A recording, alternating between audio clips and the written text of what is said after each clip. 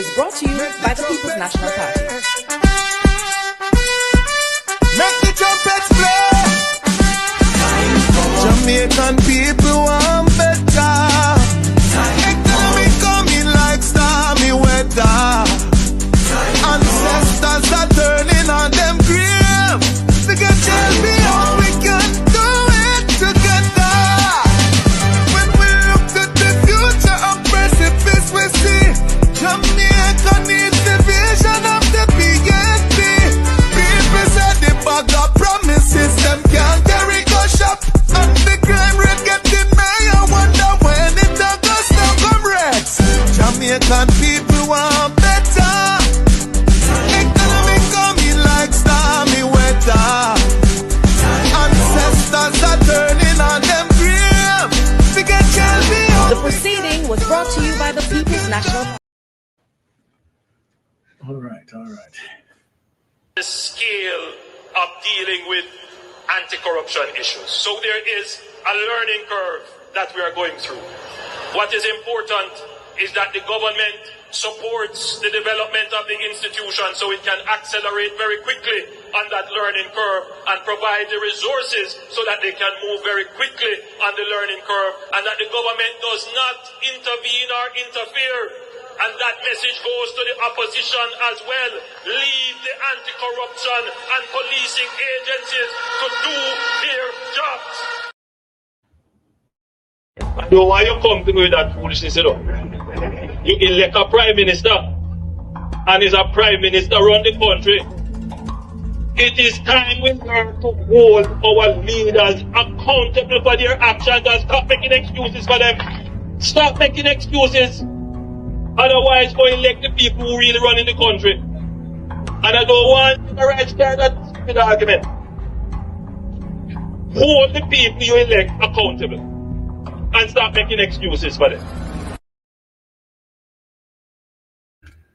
Hello, welcome. Happy Tuesday. Happy Tuesday to everyone in television land. Happy Tuesday to our silent supporters. Happy Tuesday to everyone in the chat. Thank you so much for tuning in as usual. Remember to thumbs up the live, share us out if you can, and if you're new to the channel, please show us some support by subscribing. That will be greatly appreciated. Tonight's topic is Let the Laba begin with Mystic Sensation, which comprises of Baron and Anne-Marie, and we also have Melting Pot in the building. Mr. Rattigan will not be able to join us tonight as he has other engagements. And guys, remember to keep those on the west end of the island in Jamaica in your prayers. They continue to need it and continue to provide support whichever way you can. Let me just welcome those in the chat. Doris McCoy, Beverly, Ozil Mafia, Carla Ebanks, Uriel Dharma, Devon Cooper, Leighton Brown, Marinda Ruddock, Lavina Miles, Sharon Ricketts, Audrey Rick, Rosalie Ricketts, Kimon, Barbara Giwa, welcome. Thank you so much for tuning in. Verna Mitchell, blessings, welcome. Without any delay, I am going to hand over to Baron. All right. Thank you, honey, for such wonderful precursor as usual. I mean, you're always right on top of your game, right? But Jamaica, I am smiling, right? As it relates to, what went on into Parliament today. But before I get into that, let me say to my wonderful, subscribers, right? Persons who are tuning into Mystic Sensation, we want to say a big thanks to you all, right? Because you continue to give us the energy, and we are so happy, right? So we thank you for the vibration that you're giving us, positive vibration. Bolo, big up yourself, tonight, Bolo, say I worries. When we say I worries tonight, trust me. So before we get into, believe you me, the sweet deliverables, right, that is yet to come, of course, we are going to, make Melting Pot meet and greet his people. Melting Pot, tune in. Thank you, Sir Byron. As usual, greetings and blessings to everyone tuning in tonight to the Mystic Sensation Live. As usual, we'll be here to analyze and dissect, lots of new revelation that come to light. But I must also say big up to everyone tuning in. Enough love for the energy every week. And I mean, your support is greatly appreciated. I Yes. know. And I mean, without you, the supporters interacting in the chat as usual, this program wouldn't be as spicy and as nice as it always been. So I must say, enough respect and big up in that regard. I also want to take the pleasure to acknowledge host Sir Lord Byron and our technical Blessings. director as usual, Lady Anne Marie behind the scene. So without any further ado, I hand you back over to the host. Aye, boy, Mr. Melting Pot. My mouth just a run, so come well want about the mic, I well want about the mic for deal with today, Now, people, first and foremost, right, let me say that honestly, I'm once again applauding the opposition for such a wonderful performance as it relates to checks and balance. And particular Isaac Buchanan, say me and you good like that. Anyway, in the general, big up yourself. Big up yourself. I have already told them that you are a force to reckon with. And I want them to mark my word. Mark my word. Isaac Buchanan is a force to reckon with. Point blank and period. Now, Jamaica, the Prime Minister got up in Parliament and lied to the public outrightly. The Prime Minister was disingenuous, arrogant, and extremely bear falsehood today. And I make sure that I gathered all the evidence to come and show it to my ardent followers. Now, the Prime Minister spoken about fiscal discipline, right? And he cement a narrative as it relates to, okay, it is the JLP administration deals with fiscal discipline. And so then now, as a result of the fiscal discipline and the fiscal space that it created, we meeting a dilemma like Melissa. We are able to, get certain benefits as it relates to IMF, right? In terms of loans and so forth, because we maintain good, solid fiscal discipline. Now, the Prime Minister did not mention the brainchild of that fiscal discipline that created that fiscal discipline. We are going to bring solid evidence, right? And the Prime Minister made an error in terms of quoting IMF. Well, Prime Minister and your administration, I'm going to show you where IMF, the International Monetary Fund, right, applauded the People's National Party for the fiscal discipline that you mentioned in Parliament, showing that red meat to your base. But what I'm going to address, that you have said something, you have misled the nation in a very serious way.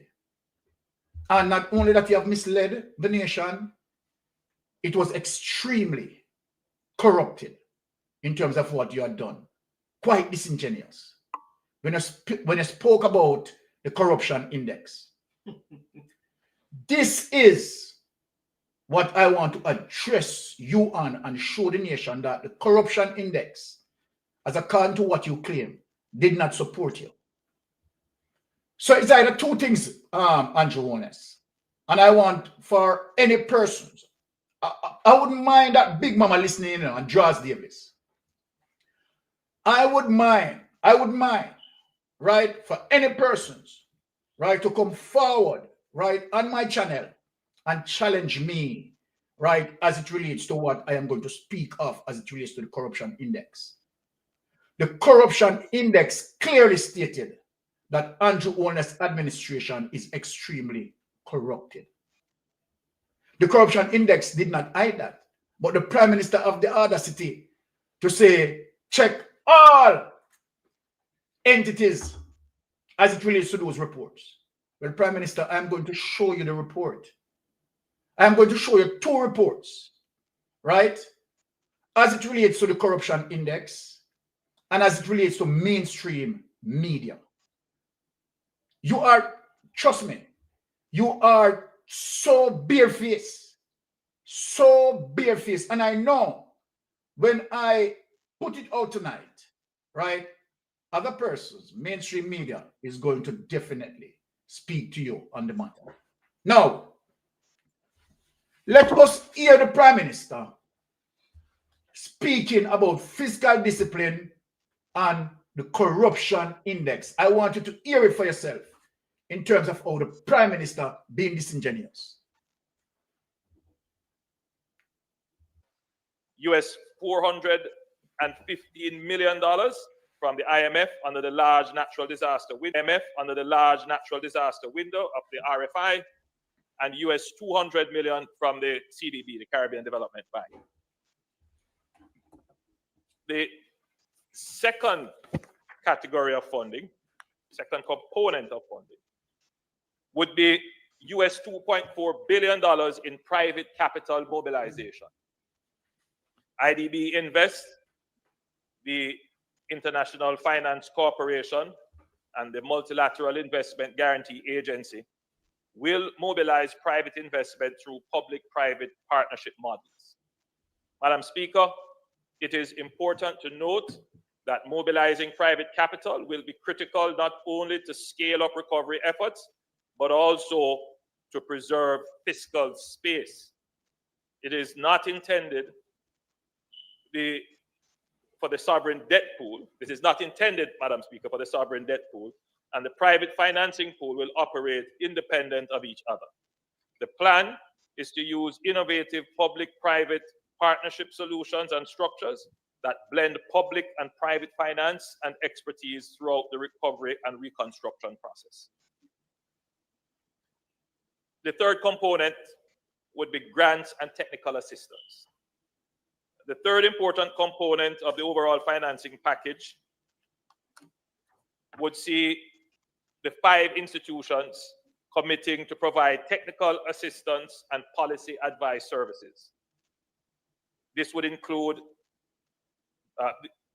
they would provide, Madam Speaker, policy advisory services, which would be funded by grants that draw on global experience and best practices in disaster response.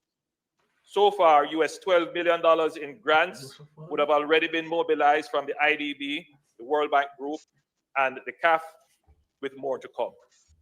Madam Speaker, these 3 components, in addition to the US $662 million that was already available, is what makes up the overall financing package of $6.7 billion US.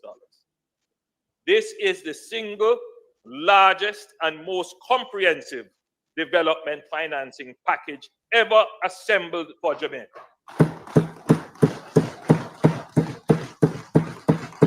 It gives us the liquidity, the fiscal space, and the multi-year investment framework required to rebuild stronger and more secure for our future. Securing support of this magnitude within 1 month of Hurricane Melissa is nothing short of historic. It reflects sustained, direct, and proactive engagement at the highest level. Over the last several weeks, we have had extensive engagements with the heads of the IMF, the IDB, the World Bank Group, CAF, and the CDB, as well as other leaders at the G20. But, Madam Speaker, Let us be clear. Engagement alone would not have produced this outcome. The swift, coordinated response from the IFIs is a direct vote of confidence in Jamaica's governance.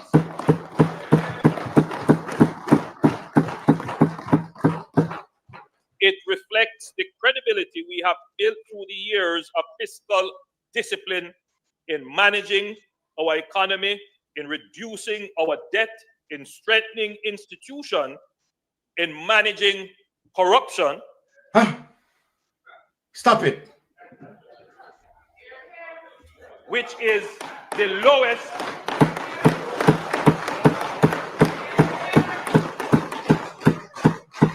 of any period of government, especially on the PNP side. By any measure of any index that has been used, it is the lowest. A point that must be made. Take him away. Take him away. Take him away.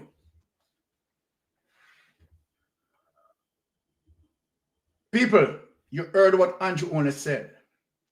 That his governance as it relates to corruption, utilizing any index, is the lowest ever by any measure, by any index. Andrew Ones, for you to do this to Jamaican people, you are definitely despicable. You know very well that the corruption index is telling you, Andrew Ones, that your administration is extremely corrupt, and I'm going to break down the corruption index for you. So two things, Andrew. One, either you don't understand, right, the corruption index, or you do understand the corruption index, but you blatantly lie. You blatantly lie. And it was a shocking thing because definitely you caught the opposition off guard because they are shocked. Now, let me break it down to the people. What you didn't tell the Jamaican people is that the corruption index, right, graded your performance on two key index. Two key index. One, a score that measure 44. Let me explain it, and I'm going to show the evidence. A score that measure 44 on the corruption index, right? That score that measure 44 on the corruption index, it deals with implementation of policies. I want people to listen to me. It deals with implementation of policies. Simple means that, okay, all right, corruption, right, is evident. What are the policies that you are going to use to reduce the corruption? Now, that score 44 came about in 2017, right, when Mark Golding drafted the Corruption Act, right? And of course, it was passed in 2017. Now, that is one index of the score. That index, that number has not changed because guess what? You have not affected the policy. It would have changed as a result of when you made the attempt, right, asking the judge as it relates to the Corruption Act to remove the Corruption Act that deals with illicit enrichment. If you had done that, it would have changed the score 44, right, on the corruption index that deals with policy implementation. Now, let us talk about the next portion. The next portion deals with actual corruption that measure, right, as it relates to how institution perform under your administration and how the public perceive your administration. Guess what, Andrew Ones? You failed. As a matter of fact, the corruption index said you have lost 4 places downwards. 4 places. You have reduced 4 places downward. It is that bad that you have reduced, you have ruptured the corruption index, that you reduces 4 places downward. Now, I am going to present the evidence to the entire world. And this is it, that you got up in parliament and you say, by any index, right? Because what? You believe that we're not going to check it? Look, this is mystic sensation, right? And we have you well covered. What I'm going to do, I'm going to embarrass you and show the entire world that your administration, as according to the corruption index, have you as the most corrupted individual, that you have lost, right? You have reduced 4 places on the index. Let me show that evidence. Now, without any delay on it, let us go to that evidence as it relates to, right, the perception index, right? Let us go to that and show the world, show the public, right, where that is concerned. And we are going to make sure that the people understand as it relates to the corruption index. Now, right? So this is what we are going to explain, right? This is not the document that I want. No. Right? This is the document I need. This document. That one? Yeah, okay. This document. Okay. Jamaica, follow me. All the corruption index is telling Andrew Ones that he is the most corrupt. Let us go into it and explain it, Andrew Ones. And this, right, is immediate release, summary overview of Transparency International 2024 Corruption Perception Index CPI with the focus on Jamaica. Now, Jamaica's position on Transparency International Corruption Perception Index CPI country ranking has fallen 4 places for 2024. Have you heard that, Andrew Ones? Andrew Ones, have you heard that? You know that the corruption index, right, is telling you that your administration is so corrupted that you affect the corruption index by losing your rank.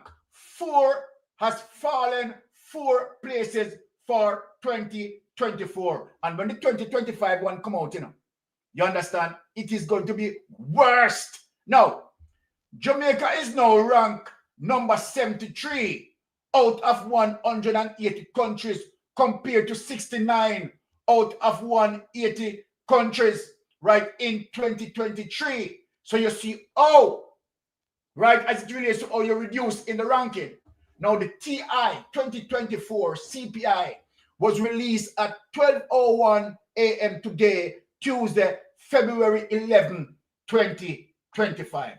Now, let us talk about the CPI score of 44, which you totally, so disingenuous, want to speak about the 44, and you don't tell the people that, okay, the corruption perception index mark you, grade you on two metrics. 2 metrics. 1, right, policy implementation, and 2, the actual corruption. Now, policy implementation as it relates to the 44, I want the people to understand it. Now, Jamaica's 2023 CPI score of 44 out of 100, where 0 means highly corrupt, and 100 very clean. has, however, remained unchanged for 2024. Let us explain that. Let me read it back over because I want the people them to get it. Jamaica 2023 CPI score of 44 out of 100, where 0 means highly corrupt, means that it's highly corrupt, and 100 very clean, has, however, remained unchanged for 2024. Now, let me explain this. The 44 score came about as a result of Mark Golden, right, to formulate the policy and deals with the Integrity Commission Act. It is the Integrity Commission Act that brought the score up to 44. It is the highest performance that Jamaica has ever had gotten. So who Andrew Owen is supposed to big up in Parliament today was Mark Golden. Sir, you need to even apologize to Mark Golden for what he did. And I'm going to show Jamaica. Here it is. Jamaica CPI score of 44 out of 100 continues to stand as its best score ever. It was previously attained in 2017, people. There's the evidence. 2017. Now, 2017, what happened in 2017? The Integrity Commission Act passed. So as a result of implementation of policy, and that policy implementation, right, Jamaica moved, right, 4 places upward, because Jamaica was at 38. Moved 4 places upward as a result of Mark Golden, you understand, drafting the Integrity Commission Act and put that in. So Andrew Owners don't understand the CPI score. Doesn't understand the CPI score. Jamaica CPI score of 44 out of 100 continues to stand as its best score ever. It was previously attained in 2017, 2018, 2020, 21, 22, and 2023, and now 2024. And it will be going into 2025 because there is no reduction in the policy. So it is going to maintain, that 44 is going to maintain. Now, listen now, people. In the 23 years that the TI has been ranked in Jamaica, the country has averaged a CPI score of only 38 out of 100. Now, let me explain something here. Now, so the TI score, right, graded from 0 to 100. Anything below 50 is highly corrupted.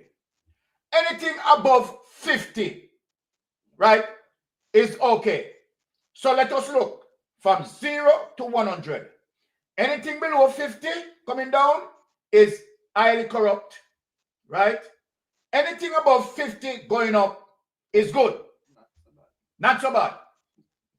Let us read back now, so since you understand that. In the 23 years that the TI has been ranked in Jamaica, the country has averaged a CPI score of only 38 out of 100. That was how bad it is. Prior to attaining its 44 out of 100 CPI score for the first time in what? 2017. Jamaica had never scored higher than 41 in its CPI score in 2015. Jamaica's lowest CPI score was 30, recorded in 2009. Now, Jamaica, we could talk about that. So 30 is the worst it ever get in 2009. My Jamaican people, who was the Prime Minister in 2009? That's the question you need to ask. It was Bruce Golding was the Prime Minister in 2009 that get the worst score as it relates to JLP. It is showing you the high corruption as it relates to JLP. I want people to Google and see which Prime Minister was in 2009, Bruce Golding. And you know what? Andrew Owners was in Bruce Golding cabinet. Andrew Owners was in Bruce Golding cabinet. I'm not going to allow you to get away with what you had said in Parliament. Now, here it is, people. Jamaica's lowest CPI score ever was 30. Under Bruce Golding with the corruption, drugs, all sort of thing. You understand, gangster, funnel the Jamaica Labour Party. You understand, Cash Plus.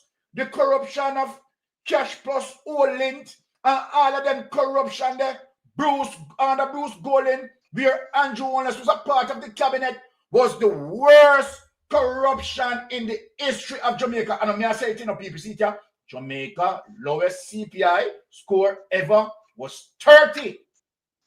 Remember, I told you that anything below 50 coming down is highly corrupted. Anything from 50 going up to 100, right? Not too corrupt. And if you're at 100, that means you're excellently good. Now, let us read in this.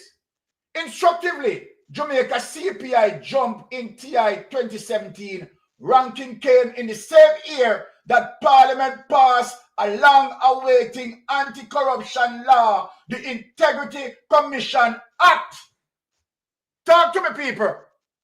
Hold on, let me sip something, yes. Let me sip something. Come in the class. Come in front of the class, Andrew Wallace. Mystic Sensation is not going to allow you to get away with what you have said in Parliament. You understand? Because you said that all index, right, speak of your good governance. All of the index them is speaking to your level of corruption and saying that you are so corrupted that you lose 4 places downward on the TI score. That is how you're corrupted. Don't switch this. Not when I am in this space. I am not going to allow you to get away with this. The act merged the country, then 3 leading anti-corruption. So I could talk, you know, that what you did today was so disingenuous in front of Mark Golding. And know that Mark Golding was in front of you. It's to show you have no gall. You're so low. You're morally bankrupt. You are morally stood in front of the man. And no say all praises need to go to Mark Golding. But you are so corrupted. And this is what the index is saying to you. Instructively, Jamaica CPI jump right in TI 2017. And why jump? Ranking came in the same year that Parliament passed a long-awaited anti-corruption law, the Integrity Commission Act. The act merged the country's then 3 leading anti-corruption commissions into a single entity, the Integrity Commission. Who you think you can fool? A CPI score of below 50 means that a country has a serious corruption problem. Wish you are. Wish you are. And it is Mark Golding save policy implementation as it relates to one of the metrics. You understand that you stand at 44. But speak of the other metrics where you fall 4 places downwards as a result of the level of corruption. A CPI score of below 50 means that a country has a serious corruption problem. Jamaica has been firmly planted in this category for 23 years. A poor CPI signals prevalent bribery. Listen to your corruption, Andrew Wallace. Lack of punishment for corruption and public institutions that do not respond to citizen need. Darren found guilty. And what did you do? You put him back in a parliament. And all the people that were corrupted from Petrojam come straight back. You put them back in a parliament. This is what the CPI is talking about. Right? Your statutory declaration cannot be certified. And you shouldn't run in the election. This is telling the world. So the CPI, the corruption index, is not in your favor, sir. So don't go in parliament. Don't go back in parliament and tell lie. The TI says that its CPI highlights a stark contrast between nations with strong independent institutions and free and fair election. You know you have a problem with the election too. And those with repressive authoritarian regimes. It then explained that full democracies have a CPI average of 73, while flawed democracies average 47. You there 44, Andrew Wallace. 44. 44. That means you're worse. and non-democratic regime just 33, according to TI. This therefore puts Jamaica in a category of a flawed democracy. Read that for me, honey, because me want for Jamaican to see. Read back the paragraph there and tell the people them. This put Jamaica in a flawed democracy. Paragraph? Yes. Or just sentence? The sentence. According to TI, this therefore puts Jamaica in the category of a flawed democracy. Why put Jamaica in that? Flawed democracy. What say put Jamaica in? Flawed democracy. That's okay. in a bad light when it comes to okay. corruption. The 9 English-speaking Caribbean countries were ranked by TI 2024 Barbados. Right? Now take this away, let me show him, say, it's not only that. Mainstream media is talking about it. Let us put up mainstream media. When we come here, so we come for beat and teach. Beat, we come for beat and teach, yes. You understand? We don't play when we come around yourself. Put it up. You can show red meat, right, to your corruptors. Here it is. That mainstream media is also telling you, and remember, I know, Observer belongs to the GLP, a boost to what business. And even the Observer is telling you, Andrew Honest, that you are highly corrupted. You're going to Parliament to show you people need to be aware of you. You will stand in front of them and you will lie through your teeth. Here it is. Jamaica slips on corruption perception list, but score and change as it relates to the 44 that we are talking about. Kingston, Jamaica has fallen 4 spots on Transparency International Corruption Perception Index 2024, but the country CPI score remains unchanged from earlier levels. You understand? As we explained, you understand the 2017, and I show you why that was, because that has to deal, 44 has to deal with policy implementation, which Mark Golin, you understand, had definitely, right, instrumental, the brainchild around that. The International Corruption Watchdog ranked Jamaica 73 out of 180 countries, down from 69 in 2023 in 2024 CPI, which was officially released on Tuesday. The island CPI score of 44, the highest the country has ever attained in the same as last year, simply goes to policy position, policy implementation as it relates to the Integrity Commission Act. It has nothing to do with you. You understand? This corruption that you are talking about, where your administration is so corrupted, you have now fallen 4. Here it is. Kingston, Jamaica. Jamaica has fallen 4 spots on the Transparency International Corruption. Take that away. Damn blasted, disgraceful, despicable. You understand? You should have shame on yourself. Shame on yourself. Right? Shame of yourself, Andrew Honest. Right? Now, having said that, let me just bring in Melting Pot. You understand, to deal with the case. When I hear you mention, say, Andrew Holness, wrapped up in all type of corruption. And I mean, that can be verified by several means. All right. But Andrew Holness is not only short and,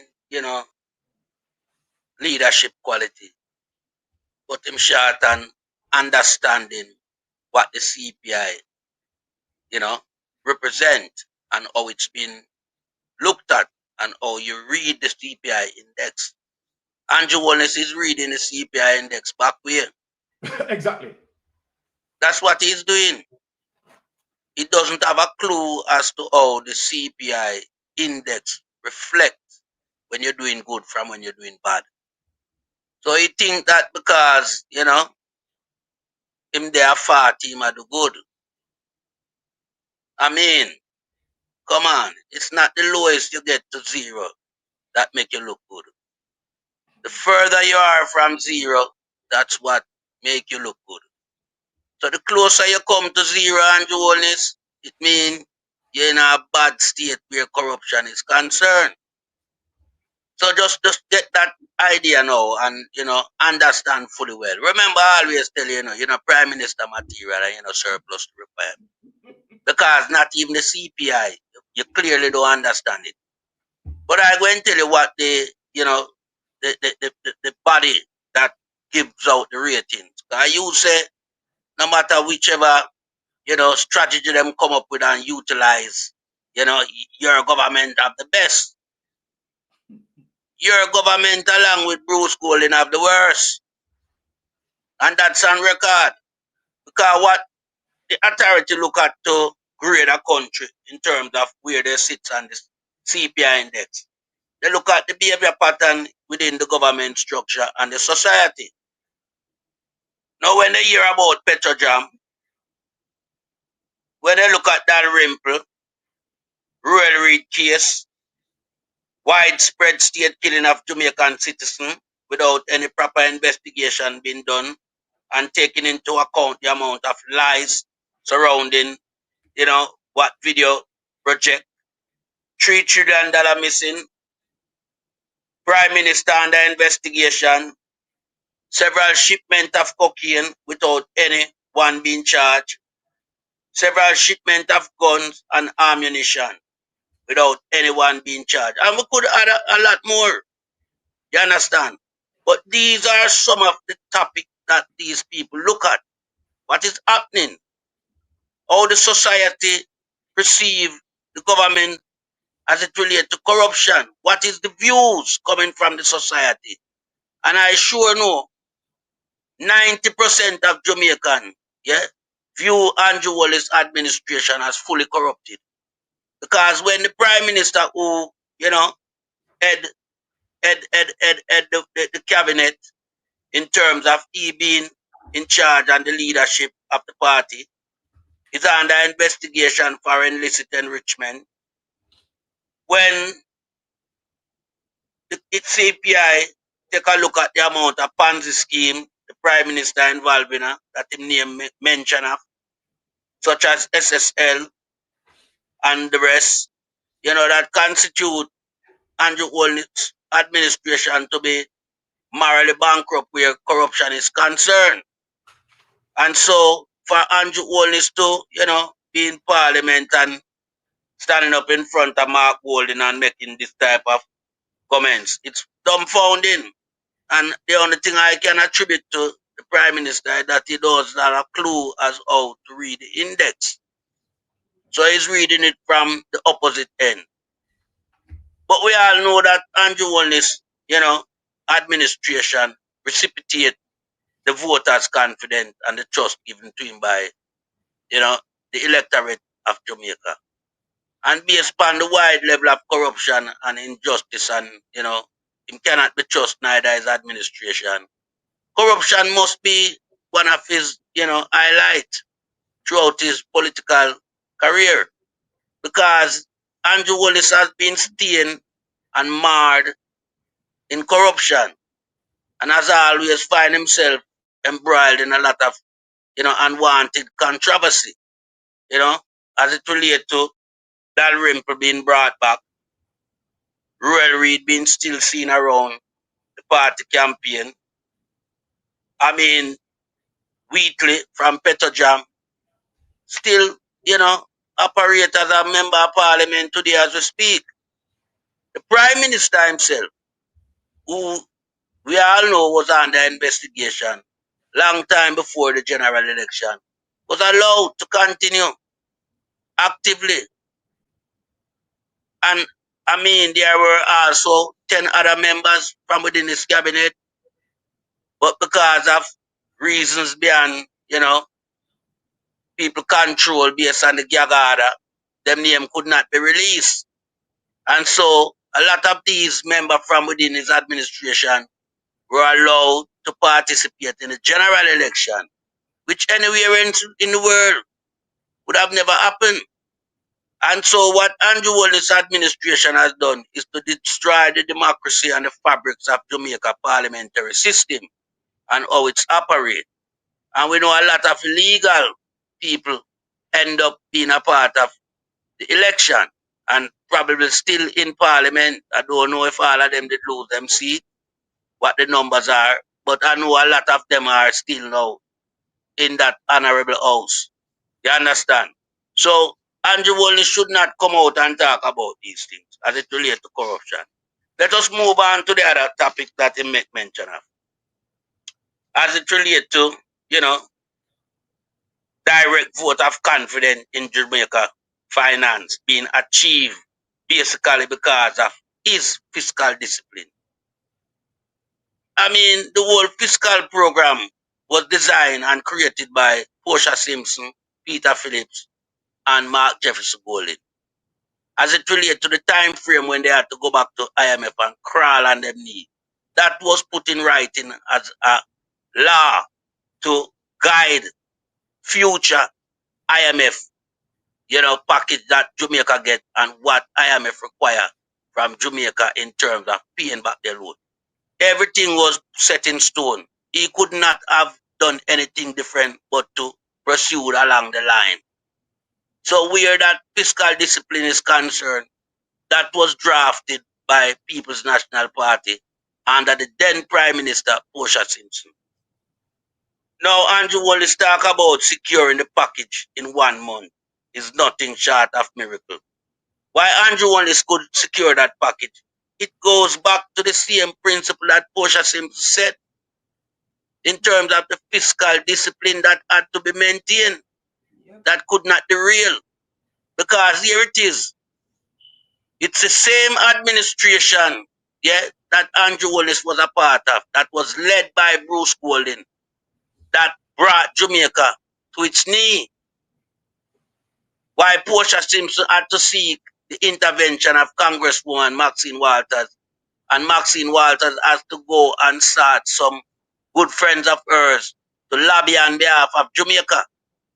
Or else Jamaica would not have gotten anything from IMF, because under the Bruce Golding administration, which Andrew Wallace was a part of, they blatantly refused to pay when they were supposed to pay, and at some point in time were not even communicating with IMF. It's as if they shut the door. It's like you join a partner, you don't pay your partner, and somebody else supposed to get them draw, but the partner banker can't even see or hear from you. You hide from the partner banker. That was what Andrew Wallace, along with Bruce Golding, was practicing. And so IMF did not want to have anything at all to do with Jamaica. They refused Jamaica application.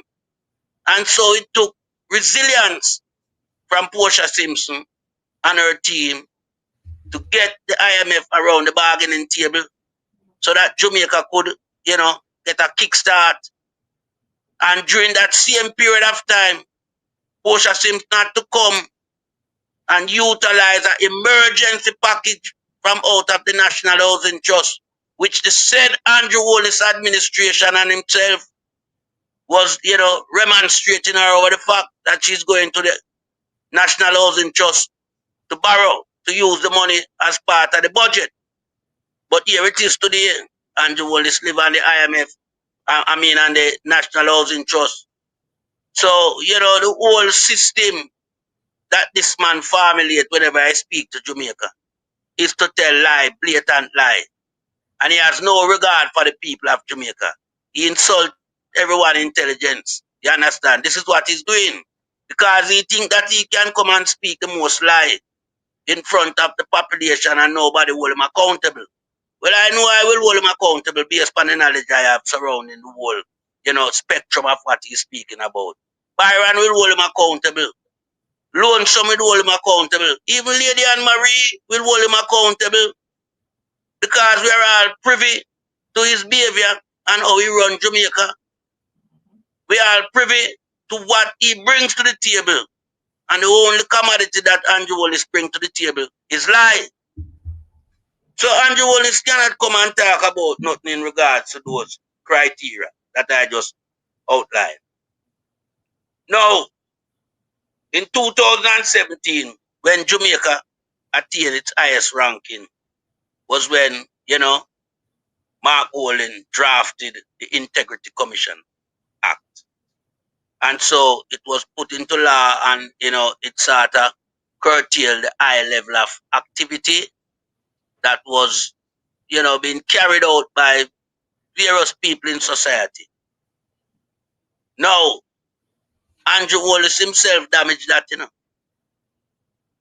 Yeah, because he told his member in no uncertain manner that they should not sign the code of conduct. So, I mean, that just tell you that this man is corrupted and the party that him lead is also corrupted. Because when you going to say to your fellow members, of the cabinet, categorically, that they must not sign the code of conduct, which, is a deterrent factor to illicit enrichment, So it basically means that they're not complying with the law of the country. That's what they are doing. And so we know where it has brought Jamaica. Yeah. We have seen $3 trillion gone missing.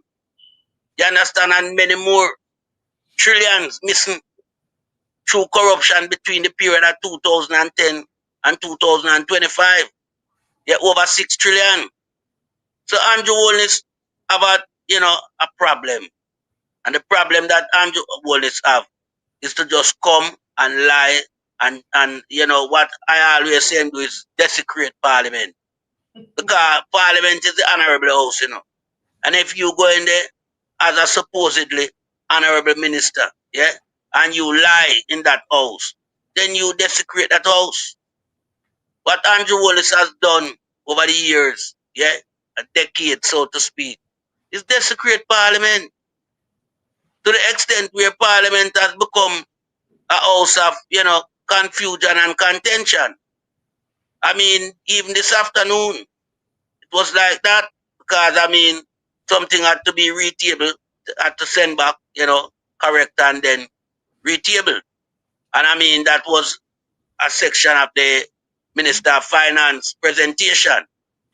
Could not get the maths right because these people don't spend time to go through the formality of everything and make sure everything is correct before they present it, They're incapable people because what they like to do is come and, use that same weapon that they possessed prior to the last election, that majority, and try to beat down everybody. But they find now that it's not a part of their armory anymore because, the opposition is there now to push them back, as in the case of Flavor Williams and her presentation, Mark Jeffs Golden, who crafted that same piece of legislation, could say to her in no uncertain manner categorically that he knows it ins and out because he spent a lot of time on that same piece of material.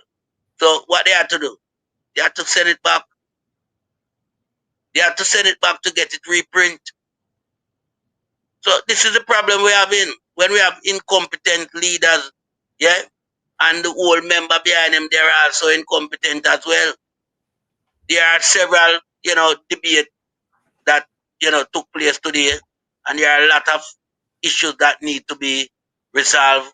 One more so than the justice system. And I'll get back to that in due course. But just to wrap up on Andrew Holness, lies, you need to stop it. Because the entire world is laughing at Andrew Holness. Simple fact of the matter, because the corruption index has been out there a long time, and Jamaica ranking is known to anybody who want to take a look at it.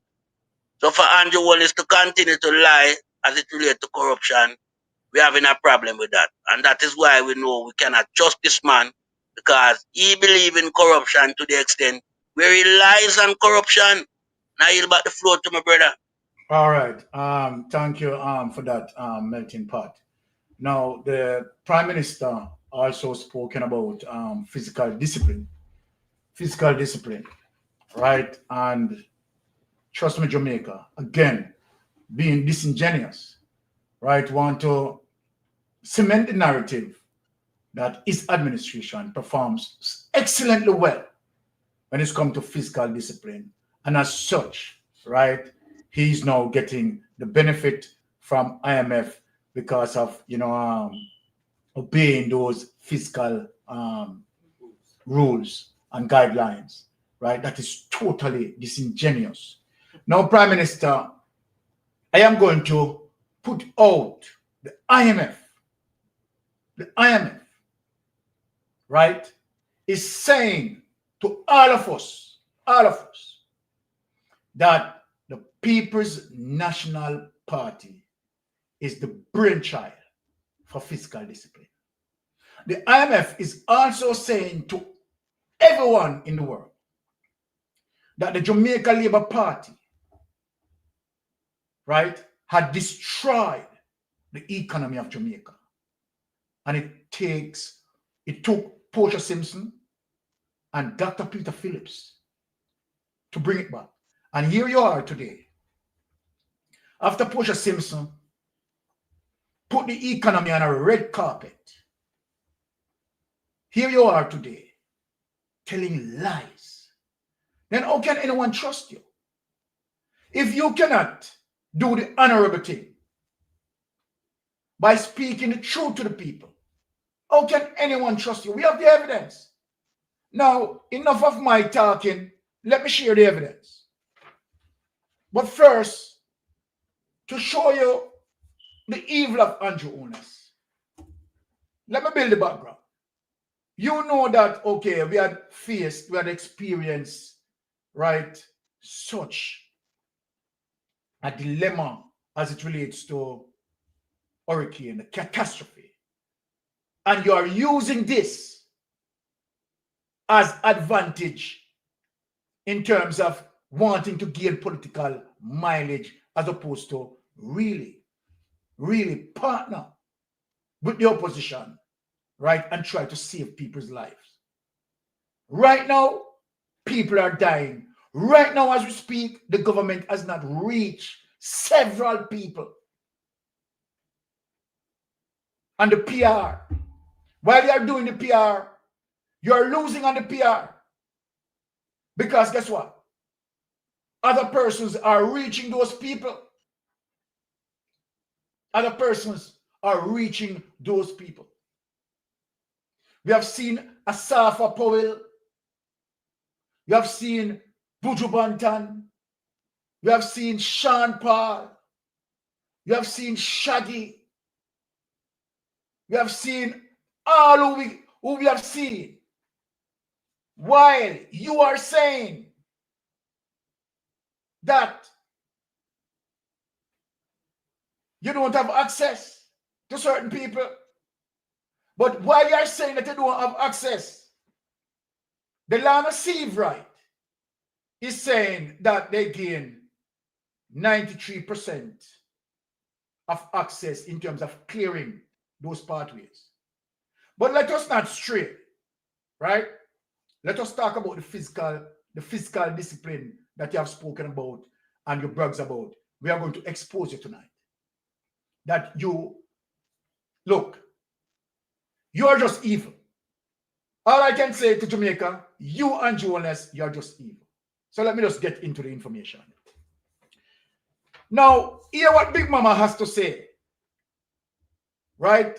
Definitely polarizing, right? The entire thing. Listen to Big Mama.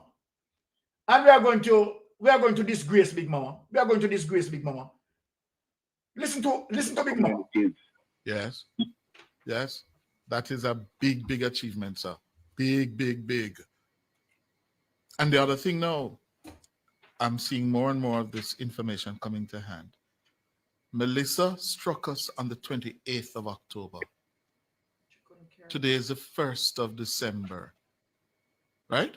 Today, the 1st or the 2nd? First. The 1st of December. Right? Today? Today is the 1st? The 1st of December. The 1st of December, yes. And that is, therefore, 33 days. 33 days, less than 5 weeks. The IMF, the multilateral institutions, are announcing that because of Jamaica's track record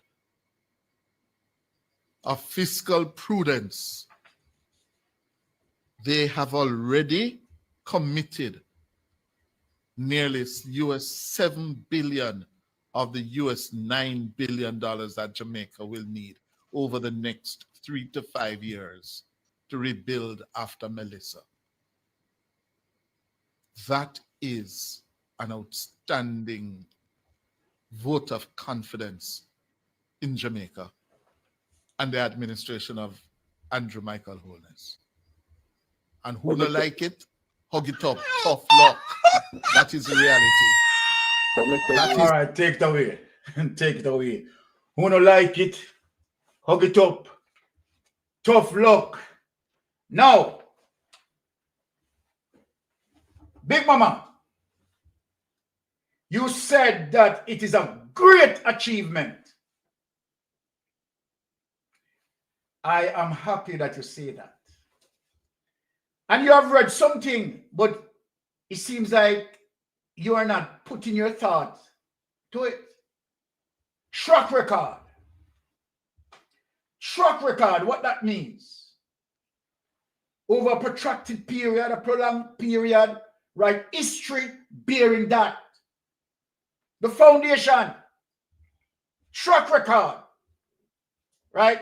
Now, Big Mama, I want you to look what I'm going to present to you.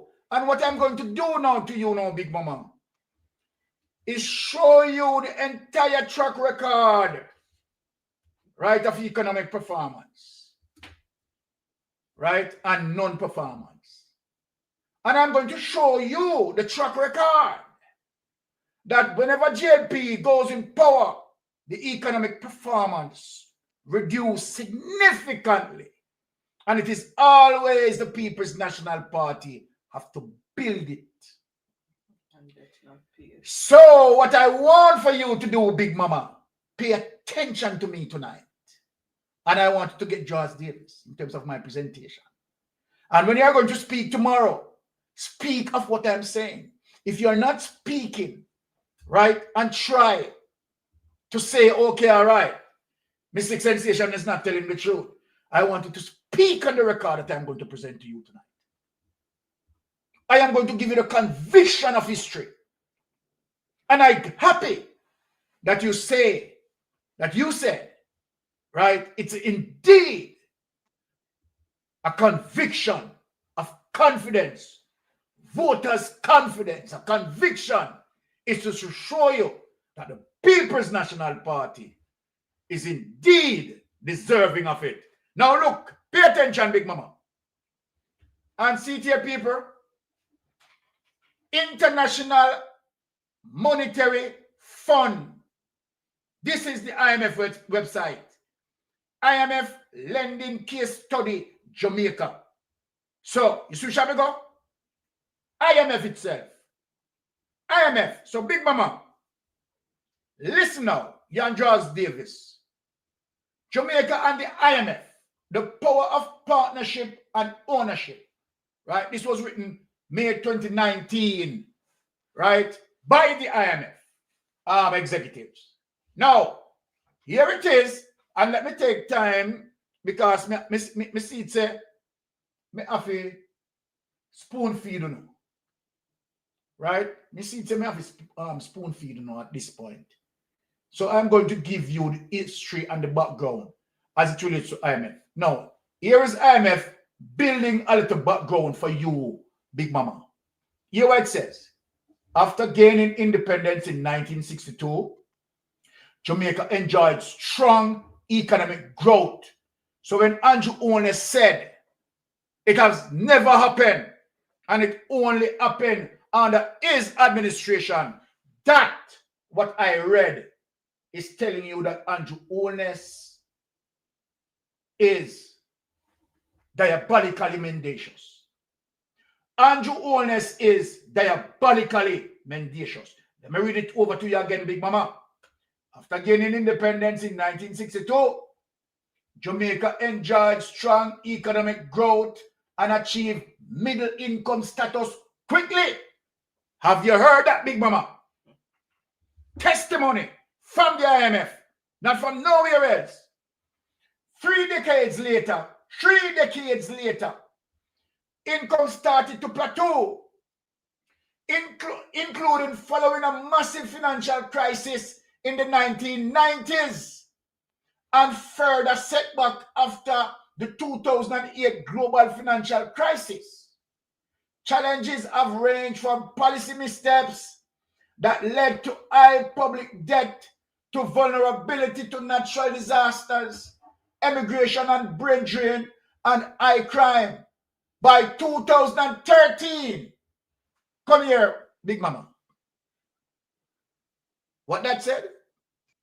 By 2013, Jamaica's public debt had reached a historic high of about 147% of GDP, making it one of the most indebted countries in the world.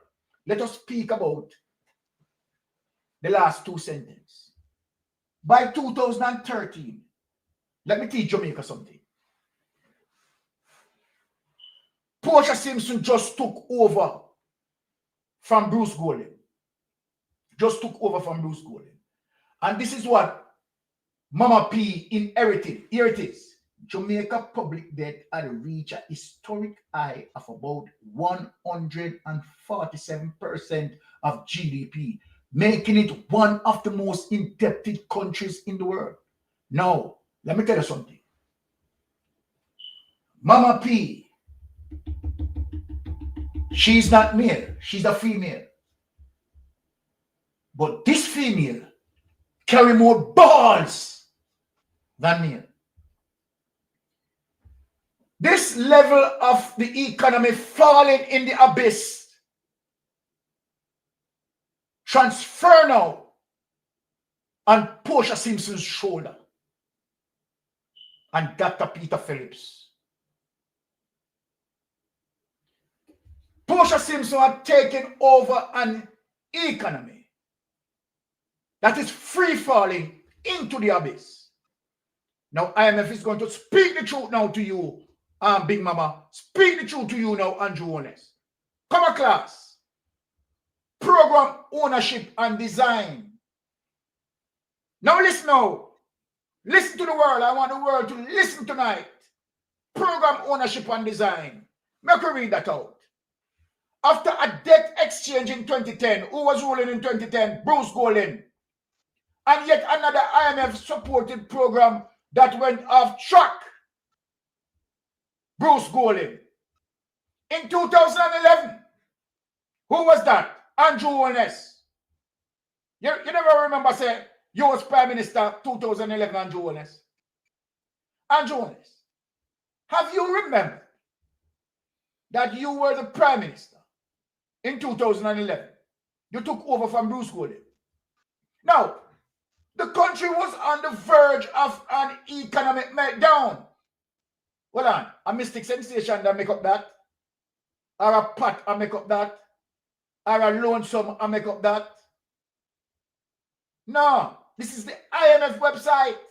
Now, with no access to international capital markets, Jamaica want to listen. Jamaica once again turned to the IMF in spring 2013 because remember when PJ stepped out, PJ pay off the IMF debt, and hand over the country to Bruce, and Bruce Golding mash it down, wreck it. Bruce Golding sold off most of Jamaican assets, and bring the country in a disaster. Hey, look here, man. Now, again, turn to IMF in spring 2013. Who in a power? All right? For financial support. It is Mama P they are talking about now. Jamaica once again now turn to IMF in spring 2013. Let me ask you a question, Andrew Honest. Let me ask you a question. And let me ask Big Mama a question. Let me ask Draws Davis a question. Where was Nigel Clark? Where was Flavor Williams? We just ask a question. Was Nigel Clark there 2013? Was Flavor Williams there 2013? Want to talk to me in Jamaica? Talk to me. Andrew Honest, come talk to me. Come on, Golding. come Portia, right? Come Peter Phillips, because you do this, make them know that, right? The country was on the verge of economic meltdown with no access to international capital markets, no access whatsoever. Jamaica once again turned to the IMF in spring 2013. Now, Portia Simpson now at the table after Bruce Golding wrecked it for financial support with its preceding weak track record of reform. Significant budget financing from international and development partners was less forthcoming. Jamaica needed a second debt exchange and a primary surplus of 7.5% of GDP to help stabilize the economy and address long-standing structural changes. And that is when Portia Simpson went. Challenges. And Portia Simpson went. She said she's correcting a challenge. Oh, challenges. Standing structural challenges. That is when Portia Simpson went, right, and borrowed some money from out of the NHT, right, to shore up the budget, right, so that bills can be paid. And Andrew Holness critique Portia Simpson, right, claiming that Portia Simpson need to go to prison and all of that. He have a meltdown. And look for Andrew Holness now in a NHT. People look for Andrew Holness in a NHT every year. Every year in Jordan, $11 billion. Every year in Jordan, $11 billion for money in friend them. But for us, fee money in friend them. Right? Now, the public said enough is enough. The Economic Program Oversight Committee was formed. Okay. So who formed it? See it here, people. The public said enough is enough. The Economic Program Oversight Committee was formed so that stakeholders from the private sector, unions, government, academia, and the media could come together to hold the government accountable for its reform commitments and fiscal discipline. Hey, we could read that back over now. You know, say you're the father of fiscal discipline. Ian Jones, you know, turn up in a parliament today and I talk about fiscal discipline. And that now IMF now rush to your head because of good structural fiscal discipline. Hey, you thief, you lie, you thief, trust me, you're just dangerous. Remember read it over now and share me, you know. The public said enough is enough. The Economic Program Oversight Committee was formed by who? The People's National Party. So that the stakeholders from the private sector, unions, government, academia, and the media could come together to hold the government accountable for its reform commitments and fiscal discipline under the reform program. You don't have nothing to do with it. Nigel Clark don't have nothing to do with it. And it is a structure put in place where you have to follow. It is Portia Simpson putting this safe mechanism in place where you have to follow. For one time, good God, man, talk truth. Because she knows if they come back in, them are going to wreck it again. So she had to do something right to make sure that exactly they cannot get off track. Portia Simpson put this in place to make sure that you and Joanna don't get off track. So here it is. And we are saying it is IMF. Here it is in the program. IMF speaking out. So again, Portia was thinking of the people and protecting right them in advance. So it goes to show you how Portia Simpson protecting the people. Right? Way ahead. Protecting Jamaica. Right? Now, under the 2013 Extended Fund Facility and subsequently the 2016 Precautionary Standby Arrangement, which was signed with a new administration. So that is how you come now as it relates to that. Now, take that away. Let me show you now. Right? Now, listen to this clip before I bring in Melting Pot. Because when we come to beat and teach. We come to educate. right? And we will be giving the people the source of information so that they themselves can go there and find it and read it for themselves. So you can't fool the people. And we're not going to allow you to fool our people. Now, listen to this clip. Jamaica in Focus. Listen to this clip. To show you how Andrew Holness, you understand? You're despicable. You're a despicable person, right? You, trust me, you're so despicable, right? That you stood in Parliament today and you lied, right? You lied. Unbelievable, right? The way how you lied. Unbelievable, right?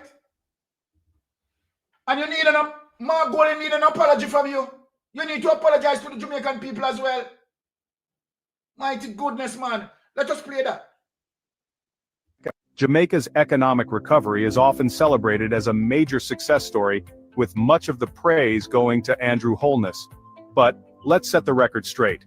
The foundation of this transformation wasn't laid in 2016. It began much earlier under the leadership of Portia Simpson Miller, Dr. Peter Phillips, and the People's National Party. Today, we'll uncover the true story behind Jamaica's recovery, expose the misplaced credit, and shine a light on the leadership that truly made it possible. When Portia Simpson Miller took office in 2012, succeeding Andrew Holness of the Jamaica Labour Party, who had been in office since October 2011, Jamaica was facing an economic disaster. Our debt-to-GDP ratio was a staggering 137.93%, and no one wanted to lend us a dime. International lenders had lost faith in Jamaica, largely due to the failure of the previous administration under Finance Minister Audley Shaw, who had failed 6 IMF tests, abandoned the IMF agreement, and missed every target. Let's not forget, it was Audley Shaw and the Jamaica Labour Party who brought us back to the IMF after former Prime Minister P.J. Patterson had proudly said goodbye to the institution in 1995. Despite inheriting this dire situation, Portia Simpson Miller, alongside her Finance Minister Dr. Peter Phillips, turned things around. Together, they successfully passed 7 consecutive IMF tests, restoring Jamaica's credibility on the global stage. By the time Portia left office in 2016, Jamaica's economy had grown cumulatively by 3%, signaling a steady recovery and laying a solid foundation for future progress. Portia didn't wait for a miracle. She took decisive action, flying to the United States to personally plead Jamaica's case to international leaders and also to China to explore avenues for economic support and partnerships. During her visit to China, a notable outcome was the signing of 4 agreements between Jamaica and China, encompassing economic and technical cooperation, infrastructure development, and educational initiatives. These agreements were pivotal in advancing Jamaica's economic development and fostering stronger ties with one of the world's largest economies. Her determination paid off in 2013 when her administration secured the Extended Fund Facility (EFF) agreement with the International Monetary Fund. This agreement wasn't just about getting a loan, it was about restoring Jamaica's credibility on the global stage. Prime Minister Simpson Miller's proactive approach to engaging with international partners demonstrated her commitment to sustainable development and growth, ensuring Jamaica's progress was firmly on track.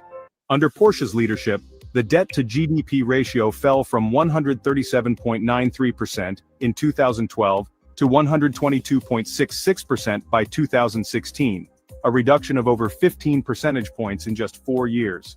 Her administration implemented tough but necessary reforms, including wage freezes and tax adjustments. However, Portia Simpson Miller didn't just impose these measures without consideration. She also took the time to have real, honest conversations with them, explaining the country's dire economic situation and the sacrifices needed to secure a better future. This approach demonstrated her empathy and commitment to fairness during one of Jamaica's most challenging periods. Unlike others, Portia didn't forget the people. She introduced social protection programs to shield Jamaica's most vulnerable from the harshest effects of austerity. Her focus wasn't just on the numbers, it was always on the people. Then came Andrew Holness in 2016, stepping into an economy that was already on the path to recovery. But instead of acknowledging the groundwork laid before him, Holness took all the credit while continuing the same IMF-driven policies Portia had initiated. Sure, the debt-to-GDP ratio dropped further from 122.66% in 2016 to 75.5% in 2023, but let's not forget, this success was built on Portia's foundation. Holness inherited a framework that was already working. What did he add? More austerity, with little regard for the hardships faced by the Jamaican people. Here's the difference. Portia Simpson Miller led during a crisis, taking bold steps to stabilize a sinking ship. Andrew Holness, on the other hand, coasted on her efforts, reaping the benefits of a system he didn't build. Holness's administration even exited the IMF program in 2019. But that wasn't because of a new approach. It was because Portia's policies had done the heavy lifting. And let's talk about the cost. Under Holness's tenure, austerity measures continued to hit public sector workers and services. Healthcare and education suffers, and poverty remains a persistent issue. While the debt ratio improved on paper, the quality of life for many Jamaicans did not. Jamaica's economic recovery isn't the work of one administration. It's the result of hard choices made by Portia Simpson Miller and her government. Choices that rebuilt trust with international partners and set Jamaica on the path to fiscal stability. Andrew Holness benefited from these reforms, but the true credit belongs to Portia and the People's National Party.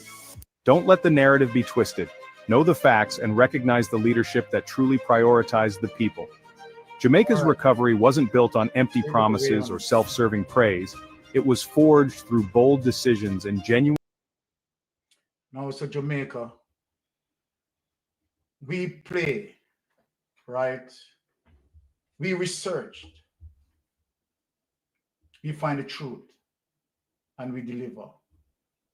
This is the reason that Andrew Holness' administration will go to length and breadth to stop us from speaking, to stop us from disseminating the truth. But we are here in the space, and we are going to be the people's light from out of a dark tunnel. Let me say this straight. Andrew Holness is 100% pure evil. And I yield back. Melting pot. Yes, my brother. And this is why I have problem with big old nasty thinking Big Mama and Ross Davis, Because as media house, yeah, and as journalists, well, we know them are crabby journalists. Him supposed to know this, Yeah. Big nasty thinking Big Mama supposed to know this. So the fiscal discipline program that still exists as it relates to Jamaica and borrowing from IMF and international other banking like IDBM and all these things, World Bank, yeah? The framework was done by Portia Simpson. Andrew Wallace now have no other alternative but to pursue on the same line of agreement that is in a contract. And so Big Mama, when him come and make up him nice and applaud Andrew Wallace. Andrew Wallace reaping the benefit up till this blessed moment and the work that Portia Simpson and the People's National Party had put in. Yeah? The 6.7 billion we him get is a result of Portia Simpson's work and the People's National Party. And the 1 month where it take him to get that is because of the work where Portia laid down the foundation that secured Jamaica with IMF, World Bank, and IDM, International Development Bank. Without that, Andrew Holness would have in a situation right now as I'm speaking, he would know him head, yeah, from him foot bottom. Simply because nobody would want to see him. The Jamaica Labour Party has created such a, animosity with IMF. Unbelievable. No other country in the world did what Jamaica did under the Jamaica Labour Party with IMF. Scant regard, missing several quarters. At one time, cut all communication, not speaking to the lender. So what Portia Simpson has done must be recognized and must be cherished. And when I see Big Nasty thinking Big Mama and Dras Davis, so I Dras Davis, yeah, a back of Andrew Holness administration and applauding them for fiscal discipline. It beggars to believe. No wonder the country is in such a state. Because when you have a section of mainstream media who only pride themselves on propaganda, misinformation and disinformation, that is deceiving the entire population as to what is the true state of affairs. Now, when you look at what Andrew Holness has done with the National Housing Trust over the decade, he has racked up over $114 billion in finance that he has taken from the entity. And that has immensely demised the amount of housing unit that NHT should be able to provide in for poor people. Because Andrew scrape out all of the money. So even in that regard, Andrew cannot prove fiscal discipline to me. Because if Andrew was really dealing with fiscal discipline, he would have found a way to curtail the borrowing from NHT. But simply because all the money that Andrew has taken from NHT has not been used or utilized in its intended format, this is why I have to keep going back. Because Dixon gets 650 million, Andrew tell me what happened to that. We don't recently learn that NHT is the institution that is responsible for all the police station them, building and maintenance. So where fiscal discipline is concerned, Andrew Holness should not even entertain the thought, much less to claim fiscal discipline, that he is the father. Andrew is a tool, yeah, and a worthless tool. That's what Andrew Holness is. Mhm. When I look at how Andrew Holness, The link for what we just played. project himself whenever I speak to the nation, yeah, I have to wonder how come Jamaican people keep this man as the Prime Minister? Because certainly there's no clarity to what he's saying, yeah, there's no transparency in what he's doing. Everything is just done on a political, what you call now dictatorship by an administration. Framework and policy, Andrew Wallace don't believe in that. Yeah? What Andrew do is deal with hanky-panky thing, like what you see him going with AFPEM. Yeah, because anywhere him see a loophole where him can tap into, yeah, as it relates to making sure no him can reap the benefit from that, him create problem. So fiscal discipline is never a part of Andrew Holness' philosophy. And no one should, endorse Andrew Holness in that regard. But we know big narcissists, so a big mama and Dras Davis, they have to do it. Because they are sponsored by the Jamaica Labour Party. Just listen at the end how he was celebrating as if Andrew Holness has won a gold medal at some Olympic. Andrew Holness is not a man that Jamaica should even, utilize any longer. It's just a pity that some unforeseen circumstance surrounding the last election, why this man, we have to relate to him in this capacity right now. Because it shouldn't be this man we are talking to. It shouldn't. Based upon what we know as it relates to corruption and ill discipline in managing Jamaica economy and Jamaica affairs, Andrew Wallace shouldn't be the man where we are talking about right now. It grieves me when me have a sit down round the computer and talk about Andrew Wallace as the man where I run the country right now. I think I would have relieved myself from Andrew Wallace. But here I am still. I have to continue the debate and the discussion. And this is why I am now ease up until, we get some form of solution, some form of redemption from this garbage administration. Because that's the only time we can get rid of people like Big Mama and Draz Davis.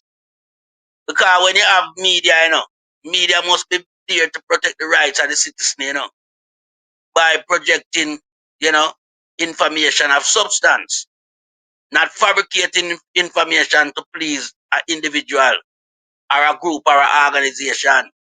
It must be for the nation. That's why the media house is there. It is there to convey information to the public. But when you have Nasi, Big Mama, Draz Davis, Fish Headless, and Wartag, and the whole of them from about the hatchery, and you know so them work on a partisan basis, yeah, this is what you're gonna get.